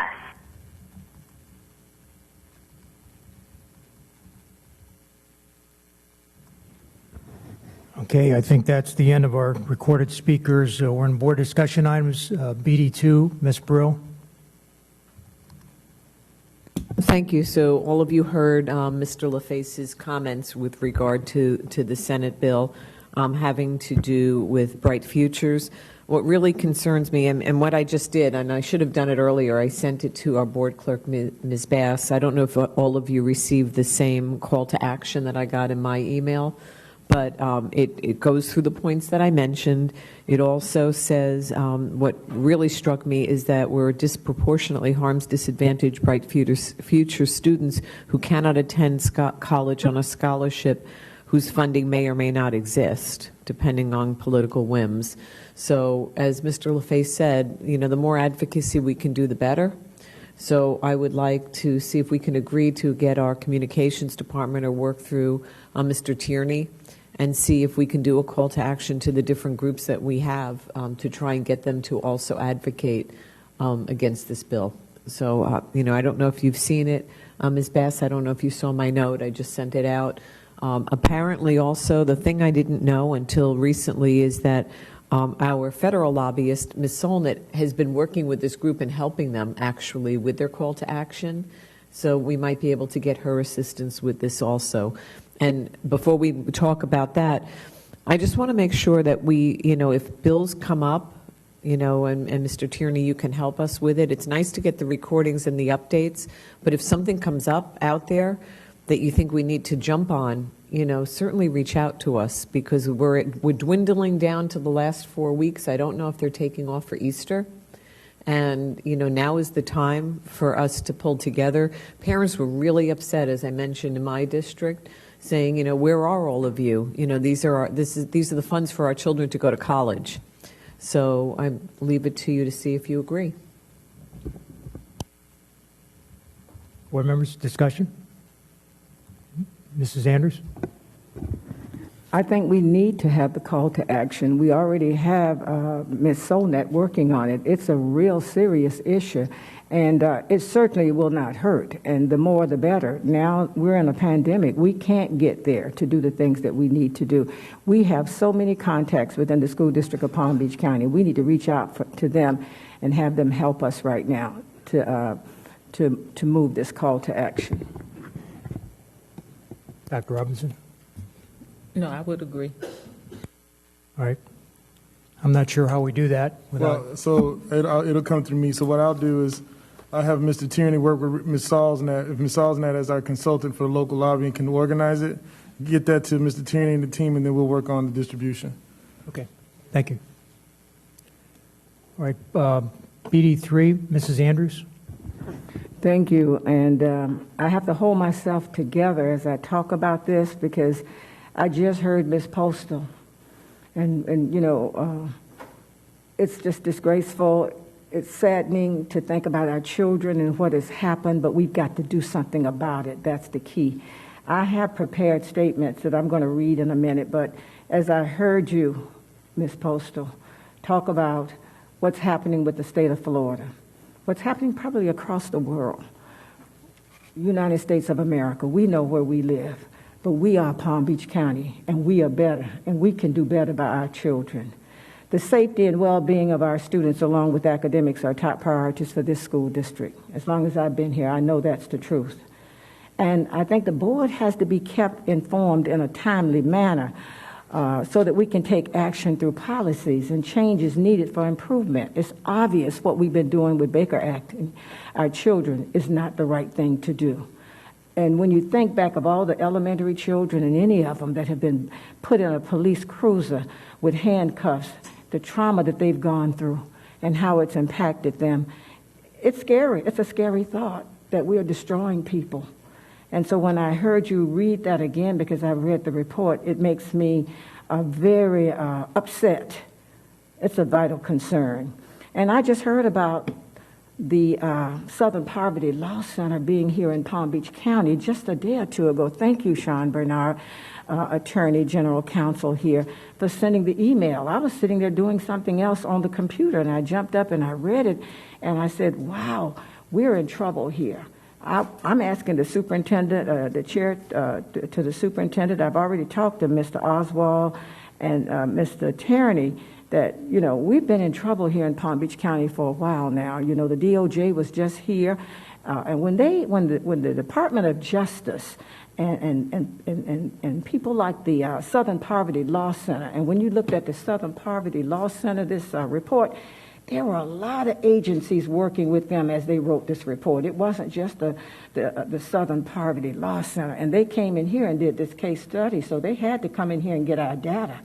Somebody should have told the board members that our data was being actually looked at by the Southern Poverty Law Center. It would have made all of us take another look to see where we are. When the DOJ came up in here and cited us about how we were treating immigrants. When the federal government and these agencies come, they're looking, they see discrimination, they see inequities, and it's usually with black and brown people, handicapped people, and complaints filed by others about us.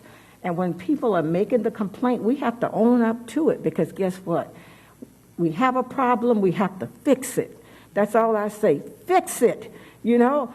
We've been carrying these children in police cars. Stop it. I don't want anybody to tell me that we got to wait to have a workshop. Stop it. I've already told Dr. Fanoa it was so upsetting, and it's still upsetting as my voice is quivering right now. We've got to do something about it. The Hispanic community is still fighting because they said, you know, you've mistreated and discriminated against the immigrants. And the school board has never discussed it. What are you going to do, Miss Andrews? And we can't talk to each other as a board. We got to bring this stuff to the public and let them know what we're doing to make a difference. So I know that it's bad. And if you've seen the report with the children in handcuffs, the elementary children, the middle school children, I don't care what age they are. We've got enough money coming in this $3 billion agency here with the School Board of Palm Beach County to find a way to get our children the mental health services they need and not have to use school police to take them to the mental health center if that's where they need to go. Sometimes it's an easy option because this is what we do. It's all about the culture, Dr. Robinson, that you talked about just the other day, because this is how we have done business in the past. We've got to stop it. We've just got to stop it. And I don't know, I'm telling Dr. Fanoa, he understood what I was saying to him, that I can't say we got to wait for a workshop. I hope that we are already deciding how we do business here. I know we got money coming from the government, Mr. Burke, and all over the place. Well, this is one place. We better clean this up right now. And I just want to tell you that last year when George Floyd was murdered, I was very concerned about school policing and safety. And I just passed everybody all these questions I asked because it's the black and brown children that are being arrested, okay? It's the black and brown children, ESC, those subgroups, the ones that are Baker acted. When I got this big thing from Wanda Paul, thank you for getting the data. All of us got it back in June of last year, but nobody had time to do a workshop because we were in a pandemic. Children are still suffering while we're in the pandemic. We've got to do something about it, and we have to talk about it together. We may not have all the answers up here with the school board, but we got a lot of smart people here in Palm Beach County, and you know we have the money that we can do better with what we're doing. So I'm saying we're talking about that we have a keen eye on equity right now, and we're talking about a strategic plan for the next 5 years on equity. We know we have trouble right here before we even begin to start talking about the strategic plan that we've got to do something about right now. This is a disgraceful report. What we did to the immigrants was disgraceful. And the Department of Justice and the Southern Poverty Law Center, they have tagged Palm Beach County as a county that is racial, that you discriminate. They're in here. And we don't even know it because nobody's told the board. Nobody's told the board members. And then you get this article, it was already out in the public eye when I got it. And I don't like that. And somebody has to tell me that we have to do better than that. When people are asking and saying that we're doing the things that are not right, then we have to come together and get it correctly.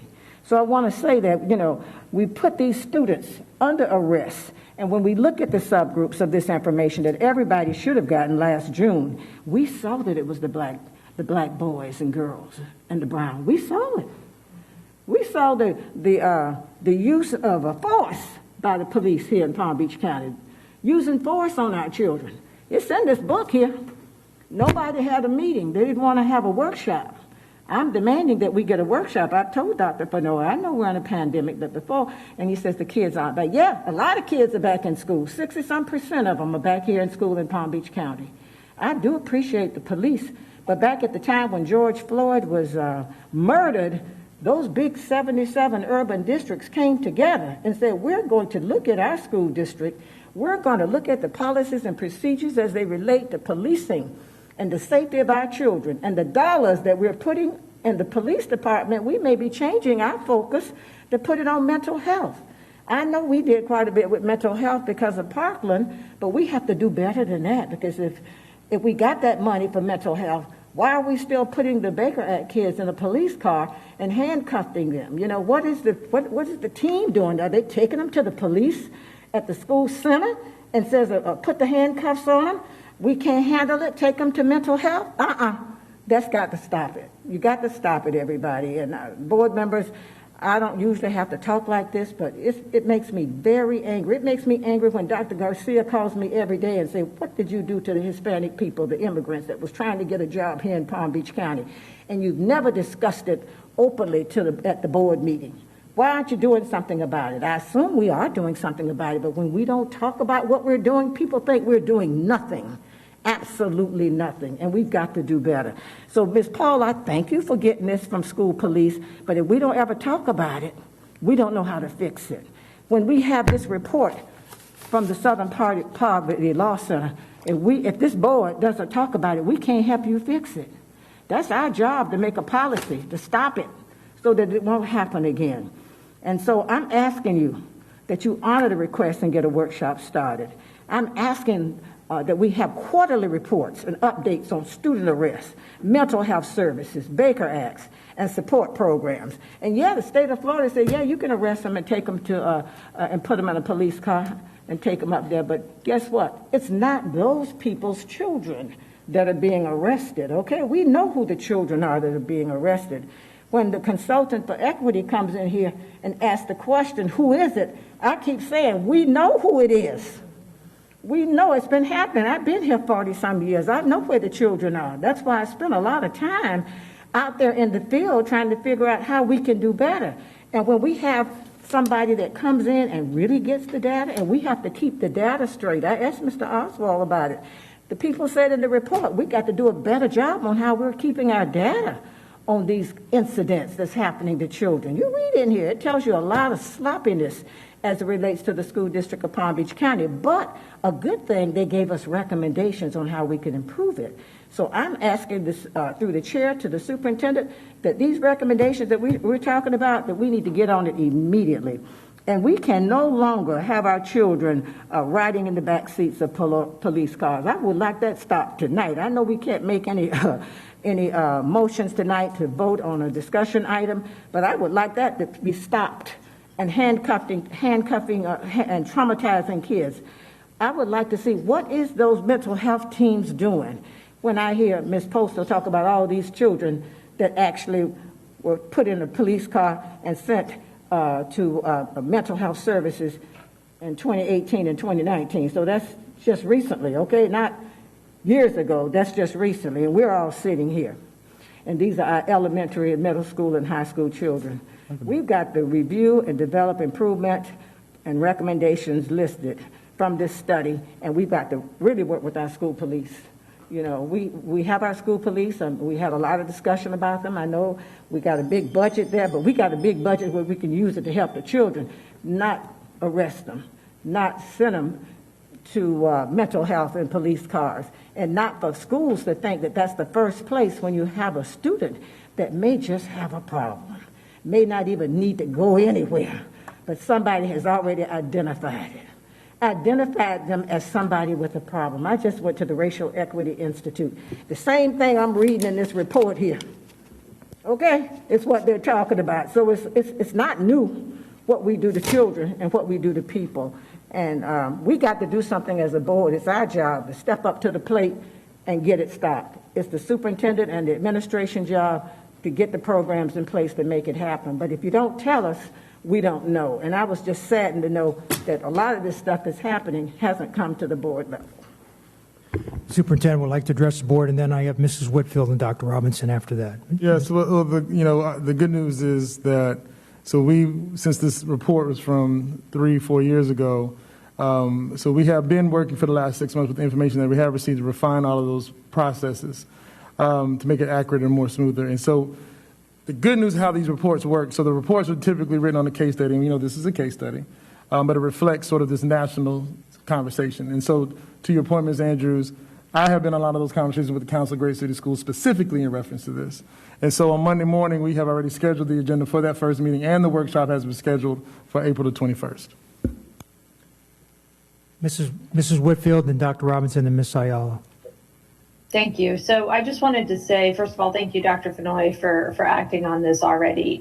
What I wanted to share was last time we went down this road, very upsetting, because I have a lot of pride in this district. I really do. I believe in our staff. I believe in the work that we do. And when we went down this road last time, and we found out that we were doing the wrong thing by our children in jail, I was devastated because I felt like, why couldn't we fix this before we had to get sued to fix it?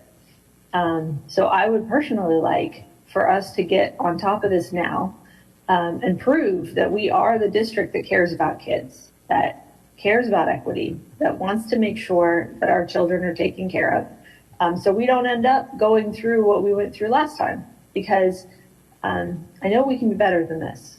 I really do. And the report is very disturbing. So thank you, Dr. Fenoy, for looking into it. And I would very much appreciate some updates on the numbers of what we're seeing today in the school district, so we can see if we have actually made improvements, as you're saying, and if we're not, how do we get there? Thank you. Dr. Robinson, then Ms. Ayala. Thank you. Well, Ms. Andrews, I share your pain. And what is also very sad is the fact that we need to have outside people publish a report to tell us what we know, right?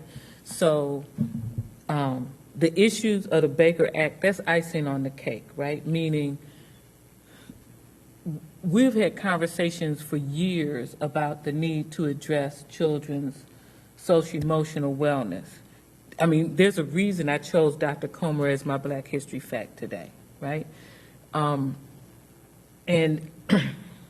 the primary reason is because I spent time before spring break having conversations with the mother whose first grader was Baker Acted twice this school year. And so for me, it's, like, we can make ourselves look good. We can do stuff to change the reporting so that the numbers look better. That doesn't mean we're addressing the needs of children, right? And so Dr. Comer talked about the unmet needs of children, right?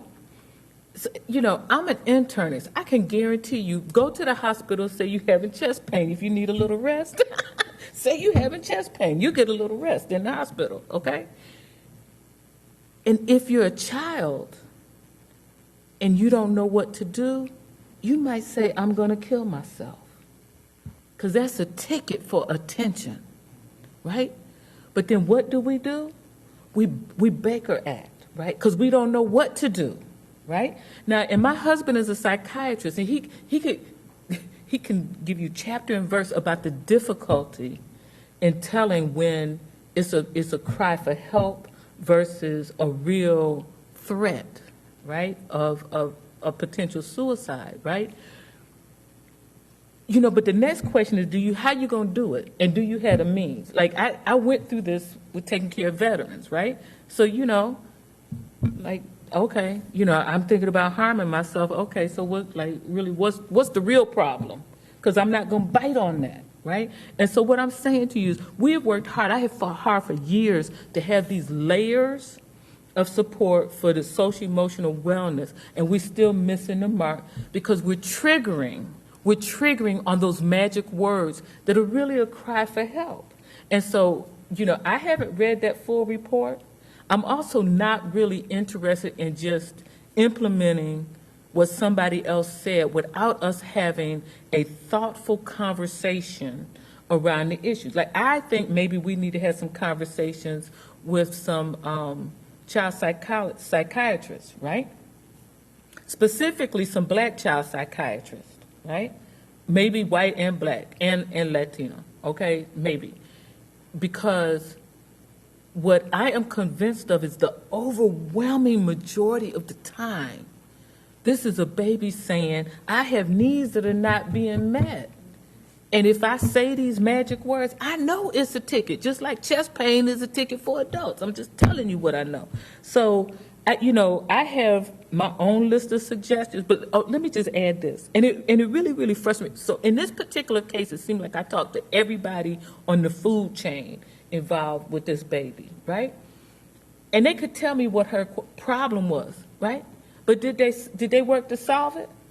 No, they documented the problem. And so you're going to hear me say time and time again, when I've talked about this portal for these behavioral health, these cooperative agreement agencies, and the need to have some accountability there. Because how about they sit there and tell me about, well, we met with her however many times, and did you help the girl? Apparently you did not, right? But you can tell me what her problem is, what her stresses are in her life. But did you connect that girl and her family to somebody who could help with the things that are stressing that baby out, right? No. What we did was we filled out some doggone forms, right? And probably in a little while, we're going to close the file and we're going to say, case closed, right? And then the girl will threaten again. And what will we do? We'll open another file. I'm just telling you what I know now. So now that this report is out and it's out in the open, can we really work to get to what we need to do to help the children who are crying for help, okay? Because, and then we have all these other children, right, who cutting themselves and doing all, taking the Xanny bars out of mama's cabinet and all that, who don't trigger that particular alarm, but they need help too, right? And we filling out forms. I'm telling you, we have to do better, right? And so let me just add, and I'll be done, be quiet in a minute. But just like, the community has been talking about citizens review boards for law enforcement, we need to have some kind of review board on these Baker Acts, right? So we need to dig into what happened, right? And because we need to do a retrospective for the purpose of changing how we govern ourselves inside this system so we can help these babies. Because I'm telling you, all these people I talked to about this particular girl, I know they all meant well. Nobody meant to harm her. Nobody meant to leave her out there hanging. But this little girl and her mama and daddy in crisis. And we have layers of support that I've been fighting for, and we're not helping. And so we need to look at those Baker Acts and do a back mapping to see what happened. I had asked before about the numbers of Baker Acts by which entity put the child in the law enforcement car, right? I was told statute doesn't allow that. Well, somebody need to figure that out. So if it's our school police doing it, we need to know that. If it's a municipal law enforcement, we need to know that, right? But I can't tell you how many times I have been told by community members about black children being Baker acted for acting out. Like, I don't know how that becomes a Baker act when my son acted out in the grocery store. I left him there on the floor acting foolish, and I left. I didn't Baker act him. I walked away. He got his behind up and came. But I'm just saying, we have to find new ways of responding to children when they are crying for help. We have to acknowledge that they're in pain. Baker acting is not helping. It's not. So thank you, Mrs. Andrews, for bringing this up. I feel your pain. I hope we don't end up continuing to cry together. Thank you. You know, this is over spring break. This became exceptionally. So yeah, I've been in education 21 years. So what keeps me up at night right now is the reality that when all of our people come back, and I mean all of our people come back, whatever's manifesting itself out in the real world is going to happen in our schools. And so last week, when one of my former principals was Baker acted,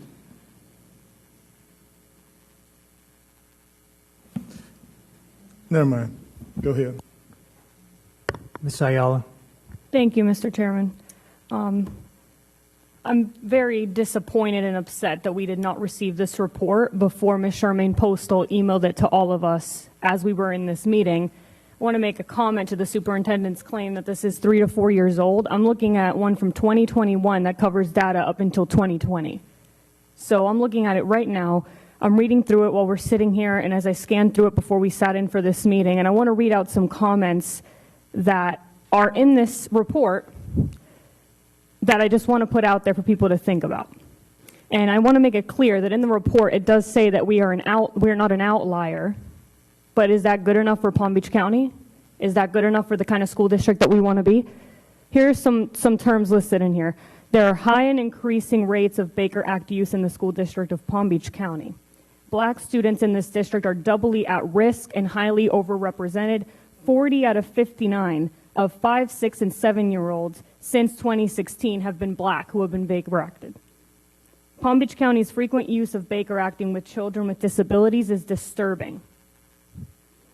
The inadequate Baker Act training and policies are to blame. The district has data collection that is inadequate, unpublished, and it is not clear what is done with the data. Okay, so if we're talking about right now, I would like to request current numbers. If it's being taken care of, what are the numbers then by race and disability of Baker acting around the county? If we don't know, then clearly not enough is being done, because we received this after one of our delegates brought it up to our attention and Mrs. Andrews put it on a board item. I did not receive it from the staff in our administration. So I'm very disappointed. I do not think that this is a good place for us to be as a district, and I'm expecting for resolution and movement on this ASAP. Dr. Fenoy, maybe my understanding is that there's a crisis response team on every campus, if I got that correct, that terminology. It seems to me that the way it was explained to the board was when there's a child that there's an issue with, that the crisis response team is called in to take care of that situation. Isn't that the team that makes a decision whether a child should be Baker acted or sent somewhere else? I mean, we can't certainly just blame the police department. If this crisis response team that's part of your administration is supposed to be making a decision what's in the best interest of that child, and that child ends up in the backseat of a police car, we can't necessarily blame our police officers if that crisis response team is the one that's recommending that the child be Baker acted. So I guess we need to have a better understanding of exactly how that process is working in our schools, because my understanding was we had a great system in place that would have prevented what we've seen in that report.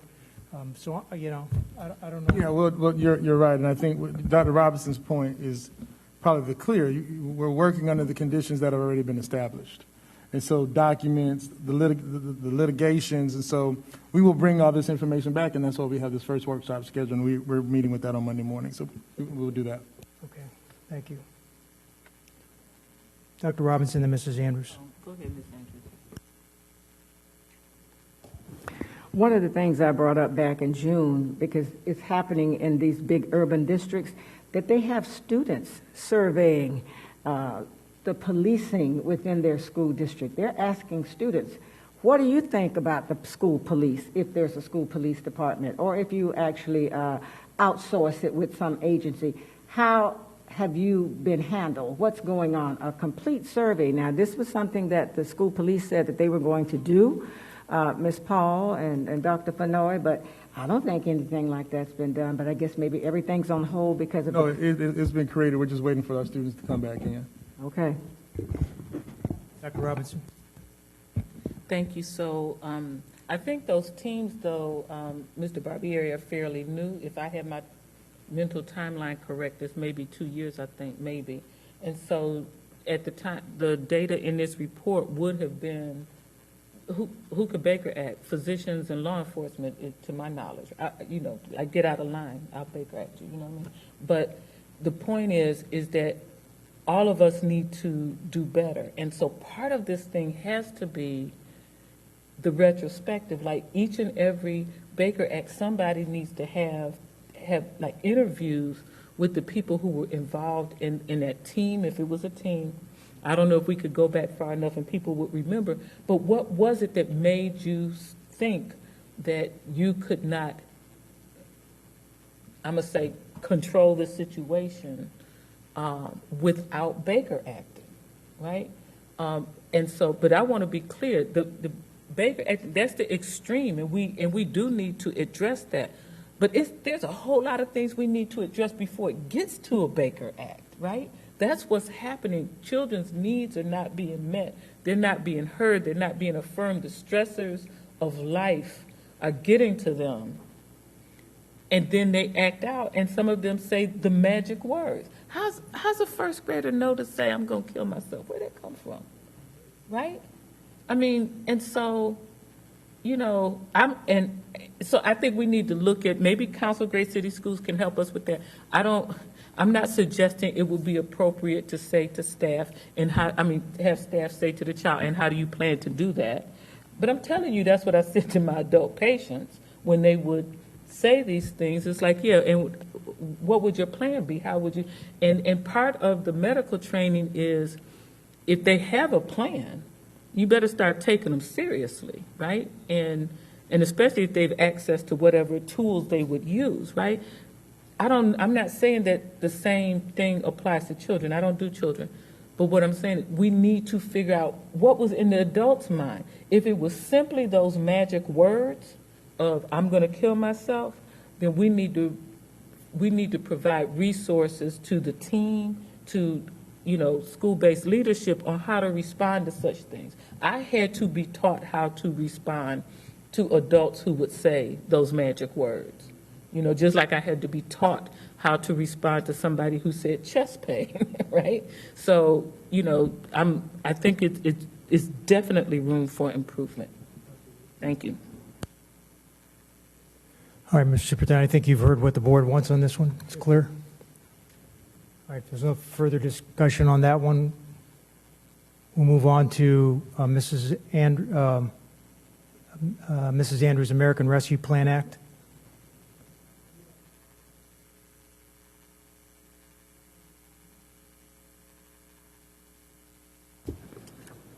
I'm happy to say that I just got this email from Mr. Burke that just came from the Council of Great City Schools that he's been invited to serve on the Federal Funds Optimization Task Force by Michael Casserly. That's a big deal because all of these big cities will be looking at this money that's coming into Palm Beach County. 51 million, 171 million for these ESSER funds. And we as a board, I just want to be real clear, and this is one of the main things I want to say, we should be discussing this. The public will have input. They must have input. I talked to Claudia Shea the other day. She said she was already on it. There should be a communication strategy. That's one of the things they just talked about at the meeting, that there should be a communication strategy. You know, the Biden administration has really done a great job in getting this $1.9 trillion that's helping a lot of people. It's coming to the schools, it's coming to the cities, it's coming to help the children that are in need from COVID, from those who have not been taken care of before COVID because they haven't had their needs met. I was over there at Crossroads Academy today with the alternative ed supervisor, and we were talking. They need more people to help these children who have been placed in these alternative ed programs. Guess what? They're black, they're brown, they're ESC. I go to them, Dr. Robinson. You say you're going to your first school. You're going to see it when you go over the south area. They're all in turning points, Mrs. Ayala. That it's kids that look like us, kids that don't have anything, the same kids that are being Baker acted. And so, you know, we're getting this money. We need to have a conversation as a board as to how we plug in those gaps. Plug in the gaps about why we can't do what we need to do for Baker Acts. Plug in the gaps about what we do when we arresting all these kids. And then they end up over in alternative ed. And they may never get back to the regular school because I don't know if anybody's pushing for them to get back to the regular school. Some of the children are graduating out of alternative ed. Many of them want to come back to their schools. But I don't know what that follow-up is. And sometimes they've not been treated well in the regular school. So guess what? They don't even want to go back to the regular school because I do frequent the alternative sites. And these are the same kinds of children that maybe we Baker acted them a long time ago. They had some kind of trauma, and it's acting out at every level, and they can never break the system. And so with all this money that's coming in, Mr. Burke, I know you will know what to do, but I just know this board needs to have plenty of discussion. There has to be a plan made. It's clear from the state and the feds that you got to write an action plan on how this money is going to be spent. We'll never get any more money again if we can't show the public that we can spend it properly. So I put this on to make sure that the communication strategy, that we make sure the board, we're going to have to spend the time. They said, well, we have too many workshops. Guess what? We better have some workshops on how to spend this money. And the board better have some ideas about how this money is being spent. And the public is going to have a whole lot of ideas. And we're going to have to interface. We can't do that in isolation. And that's why I put it on there, because those districts across the United States, those 77 districts, those board members have already been talking about what they think they're going to do about their plan. They want to serve on this committee with the council. And board members, you can actually volunteer to be on a working committee with the council, just like Mr. Burke, if you want to. All you have to do is email the Council of Great City Schools and ask them to allow you to work on the working committee. Because the board members, you got a lot of work to do as it relates. We have a lot of work to do as it relates to how that money is going to be spent. And we don't want to rush to spend it, because guess what? You need to have a strategic plan on what you're going to do. This money is temporary. And so we have to look at the long term on how it's going to benefit us. And if people see that we're spending it appropriately, then more than likely you'll be able to get more, because we'll probably need more. Thank you. Any other discussion? Mr. Superintendent, do you have anything else? No, Mr. Chairman, I'm fine. Thank you. A motion to... Dr. Robinson. I'm late at the draw here. So can we just get some follow-up information on the criteria for these funds, and then maybe schedule some time? Yeah, so what's happening is Mr. Burke and his team are getting all the rules together. The rules just came out. So what I'm trying to do is suppress the rest of the country from taking all of our team members to go help everybody else before we get our plan together. So we will start our conversations next week. Matter of fact, Friday. Some of us will be together Friday talking about it. And then we will, but I do have a request from the board. So Mr. Tierney is going to have to reach out, and we're going to have to, we now know we have board meetings 5 weeks in a row. So we're going to have to really get to your calendars if we're going to do anything above and beyond what you've already asked us to do.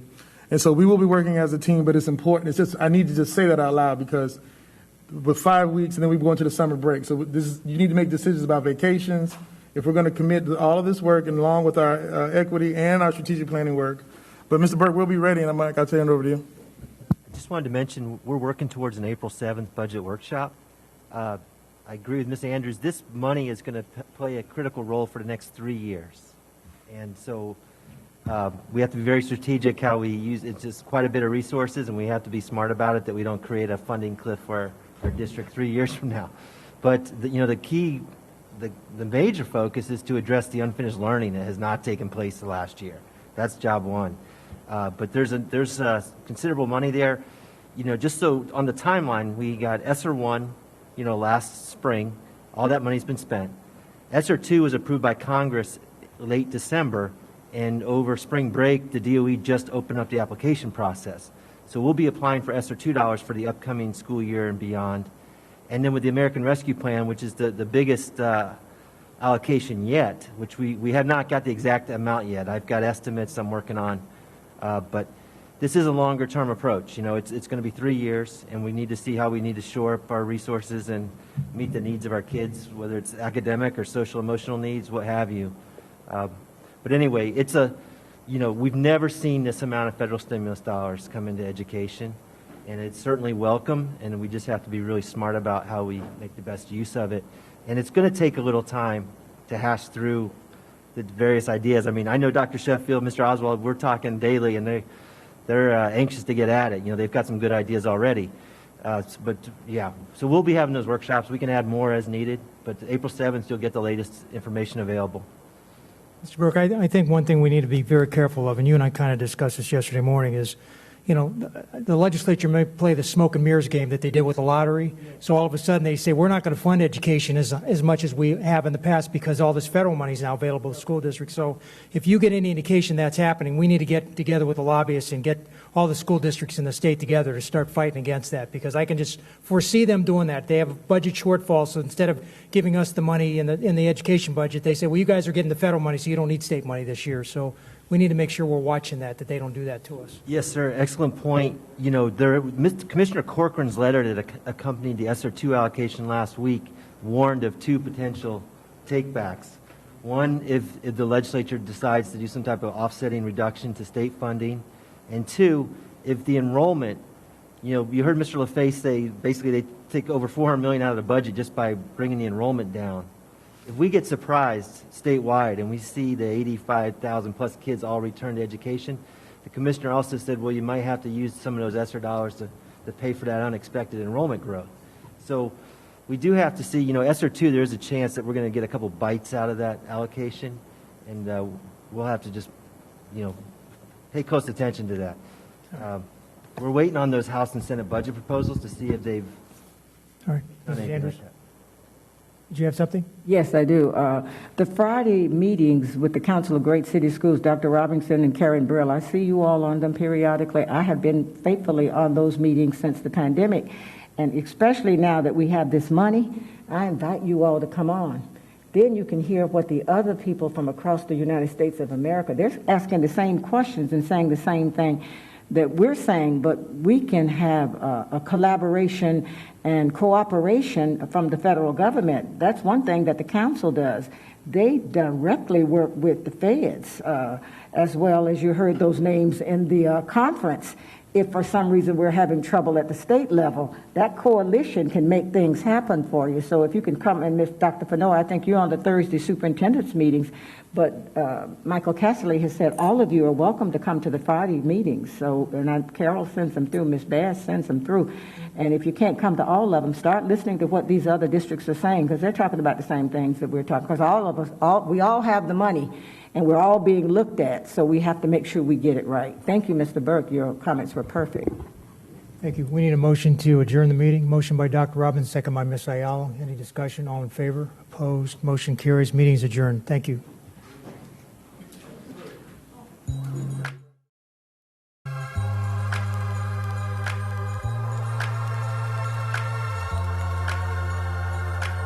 It's awesome.